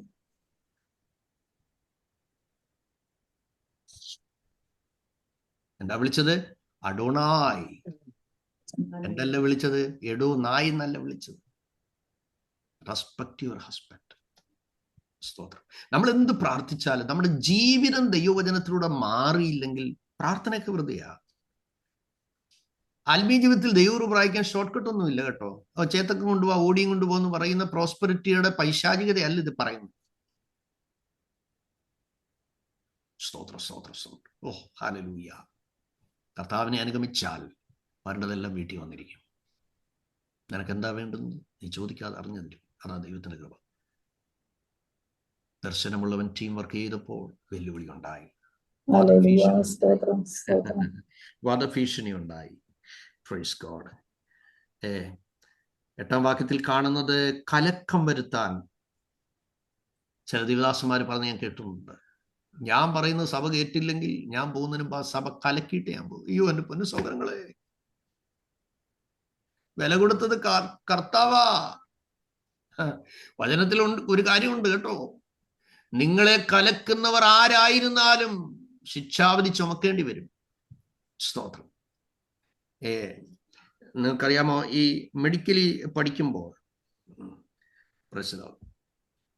പേഷ്യന്റുകളുടെ വിവരങ്ങൾ ഒരിക്കലും ഒരു നേഴ്സ് റിലേറ്റീവ്സിന് കൈമാറത്തില്ല. കോൺഫിഡൻഷ്യാലിറ്റി. സ്തോത്രം. ഞാനും American medical exam certification MCA exam പാസ്സായ ആളാണ് ഞാൻ കേട്ടോ. സ്തോത്രം. അപ്പൊ അതുകൊണ്ട് ഞാൻ പറഞ്ഞു വന്ന കാര്യം, സഭയിലുള്ള ഒരു വിശ്വാസിയുടെ ഒരു കാര്യം ഒരിക്കലും മറ്റൊരു വിശ്വാസിയോട് പറയരുത്. നിങ്ങളോട് ഒരാൾ പ്രാർത്ഥിക്കാൻ ഒരു വിഷയം ഏൽപ്പിച്ചാൽ ആ വിഷയം പേഴ്സണൽ ആണോ, ആ വിവരം നിങ്ങളും ദൈവം മാത്രമേ അറിയാവൂ. അത് നിങ്ങളുടെ ശവക്കുഴിയിൽ പോകുന്നതല്ലാതെ പുറത്തു വരരുത്. ദൈവദാസന്മാരുടെ കുറവ് ഒരിക്കലും നമ്മൾ മറ്റൊരാളോട് പറയരുത്. ദൈവദാസന്മാർ പരദൂഷണത്തിലേക്ക് പോകരുത്. സഹോദരിമാരെ, ഒരാളുടെ കാര്യം കേട്ടാൽ നിങ്ങളത് ഉള്ളിൽ സംഗ്രഹിക്കുക. അവരുടെ സംഭാഷണം ആത്മീയത്തിന്റെ ആ ബോർഡർ ലൈൻ മാറിയെങ്കിൽ നിങ്ങൾ അവർക്ക് വേണ്ടി ദൈവസന്നിധിയിൽ പ്രാർത്ഥിക്കണം. നിങ്ങൾ അല്പാകലം പാലിക്കണം. കാരണം നിങ്ങളും നശിച്ചു പോകും. നിങ്ങൾ അവർക്ക് ബോധം വരുത്താൻ ശ്രമിക്കണം. സ്നേഹത്തിന്റെ ആത്മാവിൽ പറയണം, അയ്യോ ചെവിയെ നട്ടവൻ കേൾക്കുമല്ലോ, കണ്ണിനെ നിർമ്മിച്ചവൻ കാണുമല്ലോ. സ്തോത്രം. കർത്താവ് അതെല്ലാം നമ്മൾ സംസാരിക്കുന്നില്ല, കേൾക്കുന്നില്ലേ? കർത്താവ് നമ്മൾ ഇതിനെല്ലാം കണക്ക് പറയേണ്ടതാണല്ലോ. നിസ്സാര എന്ന് വിളിച്ചാൽ അഗ്നി നരകത്തിനിരയാകുമല്ലോ. മൂഢ എന്ന് വിളിക്കരുതെന്ന് കർത്താവ് പറഞ്ഞിട്ടുണ്ടല്ലോ. ഓരോരുത്തരെ തന്നെക്കാൾ ശ്രേഷ്ഠനെന്ന് എണ്ണണമെന്നല്ലേ കർത്താവ് പറഞ്ഞിരിക്കുന്നത്. അതുകൊണ്ട് നമുക്ക് കുറ്റം പറയണ്ട. നമുക്ക് 5 മിനിറ്റ് ആ പ്രിയപ്പെട്ടവർക്ക് വേണ്ടി പ്രാർത്ഥിക്കാമെന്ന് പറഞ്ഞ് ശീലം മാറ്റണം, സ്വഭാവം മാറ്റണം. കഴിഞ്ഞ ആഴ്ചത്തെ പ്രാർത്ഥനയെക്കുറിച്ചും യോഗത്തെക്കുറിച്ചും പ്രസംഗത്തെക്കുറിച്ചും സാക്ഷ്യത്തെക്കുറിച്ചും കമന്റുകൾ ഇടരുത്. യോഗം കഴിഞ്ഞിട്ട് വീട്ടിൽ ചെന്നിച്ച് കേട്ടായിരുന്നോടി സാലി പറഞ്ഞ സാക്ഷി, നീ കേട്ടായിരുന്നു? എനിക്കും തോന്നിയായിരുന്നു. അവക്കെന്തോ സോക്കേടാ. വീട്ടിൽ ഇരിക്കുമ്പോഴേ, ഡൈനിങ് ടേബിളിൻ്റെ മുമ്പ് ഇരിക്കുമ്പോഴേ കർത്താവും കൂടെ അവിടെ വന്നിരിപ്പുണ്ട്. ഒരാളുടെ സാക്ഷ്യത്തിൽ ഒരു ബലഹീനത സംഭവിച്ചു, അല്ലെ ഒരു പ്രസംഗത്തിൽ ഒരു ബലഹീനത സംഭവിച്ചു, അല്ലെ അമ്മായിപ്പനിൽ നിന്ന് അറിയാതെ ഒരു പാഴ്വാക്ക് വീണുപോയി. ഉടനെ മരുമോൾ അതെടുത്തിട്ട് സ്വന്തം വീട്ടിൽ അയക്കരുത്. അതുകൊണ്ട് സഹോദരങ്ങളെ, ഒരിക്കലും നിങ്ങളുടെ അധരങ്ങളാൽ പാപം ചെയ്യാതെ ഇരിപ്പാൻ നിങ്ങൾ ദൈവസന്നിധിയിൽ സൂക്ഷിപ്പാൻ ഞാൻ കർത്താവിന്റെ നാമത്തിൽ ഓർക്കുക. നോക്കുക, അവിടെ നമ്മൾ വായിക്കുന്നത് കലക്കം വരുത്തേണ്ടത്. നിങ്ങളുടെ സഭയിൽ നിങ്ങൾ കലക്കം ഉണ്ടാക്കുന്നവരായിട്ട് എപ്പോഴെങ്കിലും നിങ്ങളുടെ വാക്ക് തീർന്നിട്ടുണ്ടോ? നിങ്ങളുടെ അധരങ്ങളിൽ നിന്ന് വീഴുന്ന വാക്ക്, യാക്കോബിനെ കുറിച്ച് എഴുതിയിരിക്കുന്നത് നാവ് തീയാണെന്നാണ് എഴുതിയിരിക്കുന്നത്. നാവ് തീയാണ്. അതുകൊണ്ടാണ് ഈ 32 ബേലിക്കല്ല് കെട്ടി ഈ നാക്കിനെ ദൈവം തമ്പുരാൻ ഈ വെള്ളത്തിനകത്ത് ഇട്ടേക്കുന്നതെന്ന് ഒരു പണ്ഡിതൻ പറഞ്ഞു. മനസ്സിലായി? നമ്മുടെ നാക്ക് കൃപയോടുകൂടിയുള്ള വാക്ക് പറയാനാ, ഉപ്പിനാൽ രുചിപ്പിക്കുന്ന വാക്കാകാനാ. സ്തോത്രം. അതുകൊണ്ട് ദൈവം പറയാത്ത ഒന്നും നിങ്ങൾ പറയരുത്. പരിശുദ്ധാത്മാവ് ഹേമിക്കാത്ത ഒന്നും പറയരുത്. കൃപ വിട്ടുപോകുന്ന ഒന്നും പറയരുത്. ഇവിടെ കലക്കം വരുത്തേണ്ടതിന് നോക്കി ഒന്നിച്ച് കൂട്ടുകെട്ടുണ്ടാക്കി. അനാത്മീയരുമായിട്ടുള്ള കൂട്ടുകെട്ടിലുള്ള വാട്സപ്പ് ഗ്രൂപ്പ് ഒന്നും ഉണ്ടാക്കരുത്. വീഴുന്നതോ എഴുന്നേൽക്കുന്നതോ യജമാനാ പോകുന്നത്. ദർശനമുള്ള നെഹമ്യാവിനെതിരെ പലരും പ്ലാൻ ചെയ്തു. അവസാനം പ്രൈസ് ഗോഡ്, ആക്രോശ ശബ്ദങ്ങൾ കേട്ട് കഴിഞ്ഞപ്പോൾ 10-ാം വാക്യത്തിൽ യഹൂദ്യരായ ആളുകളെ അത് ബാധിച്ചു, അത് സ്വാധീനിച്ചു. എന്താണ് സ്വാധീനിച്ചത്? ഇനി നമുക്ക് മതിൽ പണിയാൻ നമുക്ക് കഴിയത്തില്ല. നോക്കുക, കോപത്തിന്റെയും നിന്ദയുടെയും പരിഹാസത്തിന്റെയും ഡിസ്കറേജ്മെന്റിന്റെയും കലക്കമുണ്ടാക്കാനുള്ള പ്ലാനിങ്ങുകളുടെ ഒക്കെ ശത്രുവിന്റെ പ്ലാൻ അവിടെ വന്നപ്പോൾ ഈവൻ യുദ്ധത്തിന് പോലും അവർ തയ്യാറായി. 8-ാം വാക്യത്തിൽ പറയുന്നു, യെരൂശലേമിന്റെ നേരെ ചെന്ന് യുദ്ധം ചെയ്യേണ്ടതിനും അവിടെ കലക്കം വരുത്തേണ്ടതിനും കൂട്ടുകെട്ടുണ്ടാക്കി അവര്. നോക്കിയേ, ചർച്ചിനകത്ത് എന്റെ പക്ഷം നിന്റെ പക്ഷം എന്ന് പറഞ്ഞ് ചേരുതിരിക്കരുത്. നിങ്ങൾ സെൽ ഗ്രൂപ്പുകളിൽ ചേരുതിരിക്കരുത്. നിങ്ങളുടെ പ്രാർത്ഥനാ ഗ്രൂപ്പിൽ ഒരാളുടെ ഉള്ളിൽ നല്ലൊരു ആശയം ഉണ്ടായി, അത് പറയുമ്പോൾ അത് നീ ഇവിടെ ഇപ്പൊ ലീഡർഷിപ്പിലൊന്നും അല്ല, നീ അതൊന്നും പറയണ്ട, അവഗണിക്കരുത്. അവർ ഇംപ്ലിമെന്റ് ചെയ്യട്ടെ. അത് മഹത്വമുള്ള കാര്യമാണെങ്കിൽ എല്ലാവർക്കും പൊതുപ്രയോജനം വരുമല്ലോ. പരസ്പരം അംഗീകരിപ്പാനും മനസ്സിലാക്കാനും ചേർത്ത് പിടിപ്പാനും ഏക മനസ്സുള്ളവരായി ഏക ഹൃദയമുള്ളവരായി നിൽക്കാനായി ശ്രമിക്കണം. അവിശ്വാസത്തിന്റെ വാക്കുകളും നിന്നയുടെ വാക്കുകളും ഒക്കെ കേട്ട് കഴിഞ്ഞപ്പോൾ യഹൂദ്യരായ ആളുകൾ പറയുകയാണ്, നമുക്ക് മതിൽ പണിയാൻ കഴിയത്തില്ല. നോക്കുക, 11-ാം വാക്യത്തിൽ നാം അവരുടെ ഇടയിൽ ചെന്നവരെ കൊന്ന് പണി മുടക്കുന്നതും വരെ അവരൊന്നും അറിയുകയില്ല, കാണുകയും അരുത് എന്ന് പ്ലാൻ ചെയ്തു. 10 പ്രാവശ്യം അവർ പ്ലാൻ ചെയ്തു. സ്തോത്രം, സ്തോത്രം, സ്തോത്രം. പക്ഷെ 14-ാമത്തെ വാക്യത്തിൽ നമ്മൾ കാണുന്നത്, സ്തോത്രം, നെഹമ്യാവ് അവരുടെ നടുവിൽ ഒരു വാക്ക് പറയുകയാണ്, നിങ്ങൾ അവരെ പേടിക്കേണ്ട, വലിയവനും ഭയങ്കരനുമായ കർത്താവിനെ ഓർത്ത് നിങ്ങളുടെ സഹോദരന്മാർക്കും പുത്രന്മാർക്കും പുത്രിമാർക്കും ഭാര്യമാർക്കും വീടുകൾക്കും വേണ്ടി പൊരുതുവിനെന്ന് പറഞ്ഞു.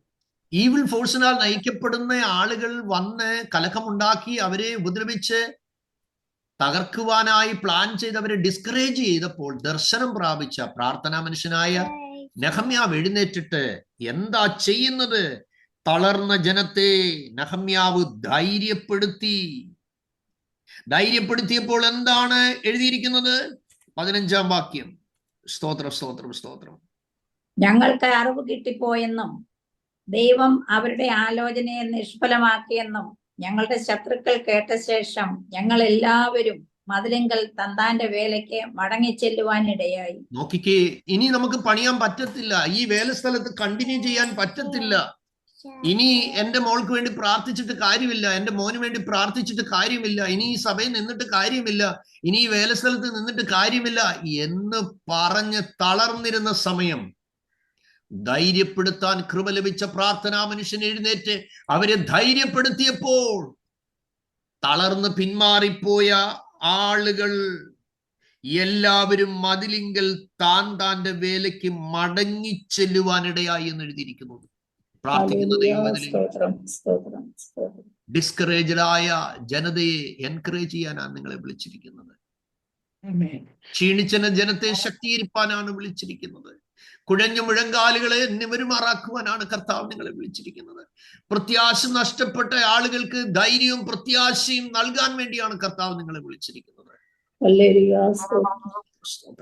അതുകൊണ്ട് പ്രൈസ് ഗോഡ്, ബലഹീനരായ ആളുകളെ സ്ട്രോങ് ആക്കാനാണ് ദൈവം നമ്മളെ വിളിച്ചിരിക്കുന്നതെന്ന് നിങ്ങൾ മനസ്സിലാക്കുക. ദർശനം പ്രാപിച്ച നിങ്ങൾ ഓരോരുത്തരും കാഴ്ചപ്പാടോടും ആത്മനിറവോടും തികഞ്ഞ ദൈവസ്നേഹത്തോടും സ്വഭാവമുള്ളവരായി കർത്താവിന്റെ സന്നദ്ധിയിൽ വിശ്വസ്തരായി ദൈവഭക്തരായി വിശുദ്ധിയോടെ വിശ്വസ്തയോടെ ഏറിയ ദൈവകൃപയോടെ നനഞ്ഞ കണ്ണുകളോടെ സദാ ദൈവ സന്നിധിയിൽ നമുക്കായിരിക്കാം. കർത്താവ് നമ്മെ ഈ വചനങ്ങളാൽ നമ്മെ സഹായിക്കട്ടെ. ഇന്ന് വൈകിട്ടത്തെ സെഷന് വേണ്ടിയും നിങ്ങൾ പ്രാർത്ഥിക്കുക. നാളെ മോർണിംഗിൽ ഞാൻ സ്ഥലത്തില്ല എങ്കിലും നിങ്ങൾക്ക് നാളത്തെ സെർമൺ കഴിവതും ഞാൻ അപ്ലോഡ് ചെയ്യാനായിട്ട് ശ്രമിക്കാം. നാളെ സൺഡേ ആണെങ്കിൽ പാസ്റ്റർ കെ സി ജോൺ പാസ്റ്ററുടെ പവർവിഷൻ നടത്തുന്ന കെ സി ജോൺ പാസ്റ്ററുടെ സഹോദരന്റെ ചർച്ചിലാണ് അന്ന് 21 days ഫാസ്റ്റ് ആൻഡ് പ്രയർ നടക്കുന്നതുകൊണ്ട് മാസങ്ങൾക്ക് മുമ്പ് ബുക്ക് ചെയ്തൊരു മീറ്റിംഗ് ആയതുകൊണ്ട് എനിക്കത് ഒഴിവാകാൻ പറ്റുന്നില്ല. അതുകൊണ്ട് നാളെ മോർണിംഗ് സെഷൻ നമുക്ക് കാണുകയില്ല. എനിക്കറിയാം ഭയങ്കരമായിട്ട് നിങ്ങളത് മിസ് ചെയ്യുമെന്ന് എനിക്കറിയാം. പക്ഷേ നിങ്ങൾ പ്രാർത്ഥനയോടെ ആ മീറ്റിങ്ങിന്റെ ബ്ലെസ്സിങ്ങിനായിട്ട് ആയിരിക്കുക.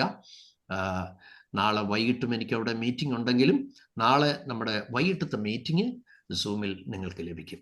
Price lord. കാരണം 8:30 ആകുമ്പോൾ അവിടുത്തെ മീറ്റിംഗ് തീരും. നമ്മുടെ മീറ്റിംഗ് 9 മണിക്കാണല്ലോ. അതുകൊണ്ട് വളരെ പ്രാർത്ഥനയോടെ നമുക്കായിരിക്കാം. ദൈവത്തിന്റെ പരിശുദ്ധാത്മാവ് നമ്മെ സഹായിക്കട്ടെ. ബ്ലസ്സൻ പി കോശി പ്രാർത്ഥിച്ചാട്ടെ.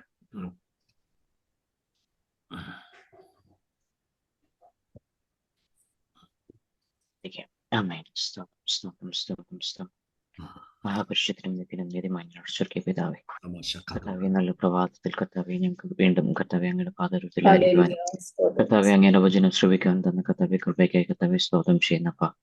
കർത്താവെ ഞങ്ങളിൽ നിന്ന് കേൾക്കപ്പെട്ട വചനത്തിനായി കർത്താവെ സ്തോത്രം ചെയ്യുന്നപ്പ. കർത്താവെ അത് വെറുതെ കേട്ടുപോകുവാനല്ലപ്പ. കർത്താവെ ഞങ്ങളുടെ ജീവിതത്തിൽ ക്രിയ ചെയ്യുവാൻ തൊക്കോണം കർത്താവെ അത് ഏറ്റെടുത്ത് കർത്താവെ ഞങ്ങൾ കർത്താവിനെ മ്യാവിനെ പോലെ കർത്താവെ ഞങ്ങളും പണിയുന്നവരായി തീരുവാൻ തൊക്കോണം കർത്താവ് ഇടയാക്കുമാറാക്കണമേ എന്ന് പ്രാർത്ഥിക്കുന്നപ്പ. ഇന്ന് സൂം മീറ്റിംഗിൽ കർത്താവെ കടന്നു വന്നിരിക്കുന്ന ഓരോ വ്യക്തി ജീവങ്ങൾ കർത്താവെ ഇത് അനുഗ്രഹമായി തീരുവാൻ തൊക്കോണം കർത്താവ് ഇടയാക്കുന്നതിനെ സ്തോത്രം ചെയ്യുന്നപ്പ. കർത്താവ് ഞങ്ങളെ തന്നെ കർത്താവെ അങ്ങയുടെ പാദങ്ങളിൽ കർത്താവ് ഒരിക്കൽ കൂടി സമ്പൂർണ്ണമായി താഴ്ത്തി ഏൽപ്പിക്കുന്നപ്പ. വിശ്വസിച്ച കർത്താവെ അങ്ങയുടെ ദാസനെയും കർത്താവെ അങ്ങയുടെ കരങ്ങൾ ഫലം ഏൽപ്പിക്കുന്നപ്പ. വചനം കർത്താവെ കർത്താവെ ഞങ്ങൾക്ക് പറഞ്ഞു തരുവാൻ തൊക്കോണം കർത്താവെ അങ്ങയുടെ അഭിഷേകത്തിനെ ബലപ്പെടുത്തിയതിനെ സ്തോത്രം ചെയ്യുന്നപ്പ. കർത്താവെ തുടർന്ന് കർത്താവെ അഭിഷേകത്തിന്റെ കർത്താവെ ശുശ്രൂഷകളെല്ലാം കർത്താവെ അങ്ങയുടെ സാന്നിധ്യത്തിന്റെ മറവിലായിരിക്കുന്ന എന്നെ സ്തോത്രം ചെയ്യുന്നപ്പ. നാളത്തെ മീറ്റിങ്ങുകളൊക്കെയും കർത്താവെ അങ്ങ് അനുഗ്രഹിക്കുമാറാക്കണമേ എന്ന് പ്രാർത്ഥിക്കുന്നപ്പ. തുടർന്നും അങ്ങയുടെ സാന്നിധ്യത്തിന്റെ മറവിലായിരിക്കുന്നതിനെ സ്തോത്രം ചെയ്യുന്നപ്പ. ഞങ്ങളെ ഒരിക്കൽ കൂടെ തൃപ്പാദങ്ങളിലേക്ക് താഴ്ത്തി ഏൽപ്പിക്കുന്നു. പിതാവിന്റെയും പുത്രന്റെയും പരിശുദ്ധാത്മാവിന്റെ നാമത്തിൽ ഞങ്ങളെ മുദ്രയിടനെ സ്തോത്രം ചെയ്യുന്നു. സകലം അങ്ങയുടെ കരങ്ങൾ ഫലമേൽപ്പിക്കും. സകല യേശു ക്രിസ്തുവിന്റെ നാമത്തിൽ തന്നെ ആമേൻ. ആമേൻ ആമേൻ ആമേൻ. വിഷയത്തിൽ പ്രാർത്ഥിക്കുന്ന എല്ലാവർക്കും കർത്താവ് ധാരാളമായി അനുഗ്രഹിക്കട്ടെ. കർത്താവ് രണ്ടാം വർഷം നമുക്ക് വേണ്ടത് മീറ്റിംഗിന് കാണാൻ വളരെ പ്രാർത്ഥനയോടെ സംബന്ധിക്കുക. കർത്താവ് നമ്മെ ധാരാളമായി അനുഗ്രഹിക്കട്ടെ. ആമേൻ. Praise Lord. ഒരുമിച്ച് പറയാൻ നമുക്ക്. നിങ്ങൾ ആ വാക്യങ്ങൾ നിങ്ങളെ കാണാതെ പഠിച്ചിട്ടുണ്ട്.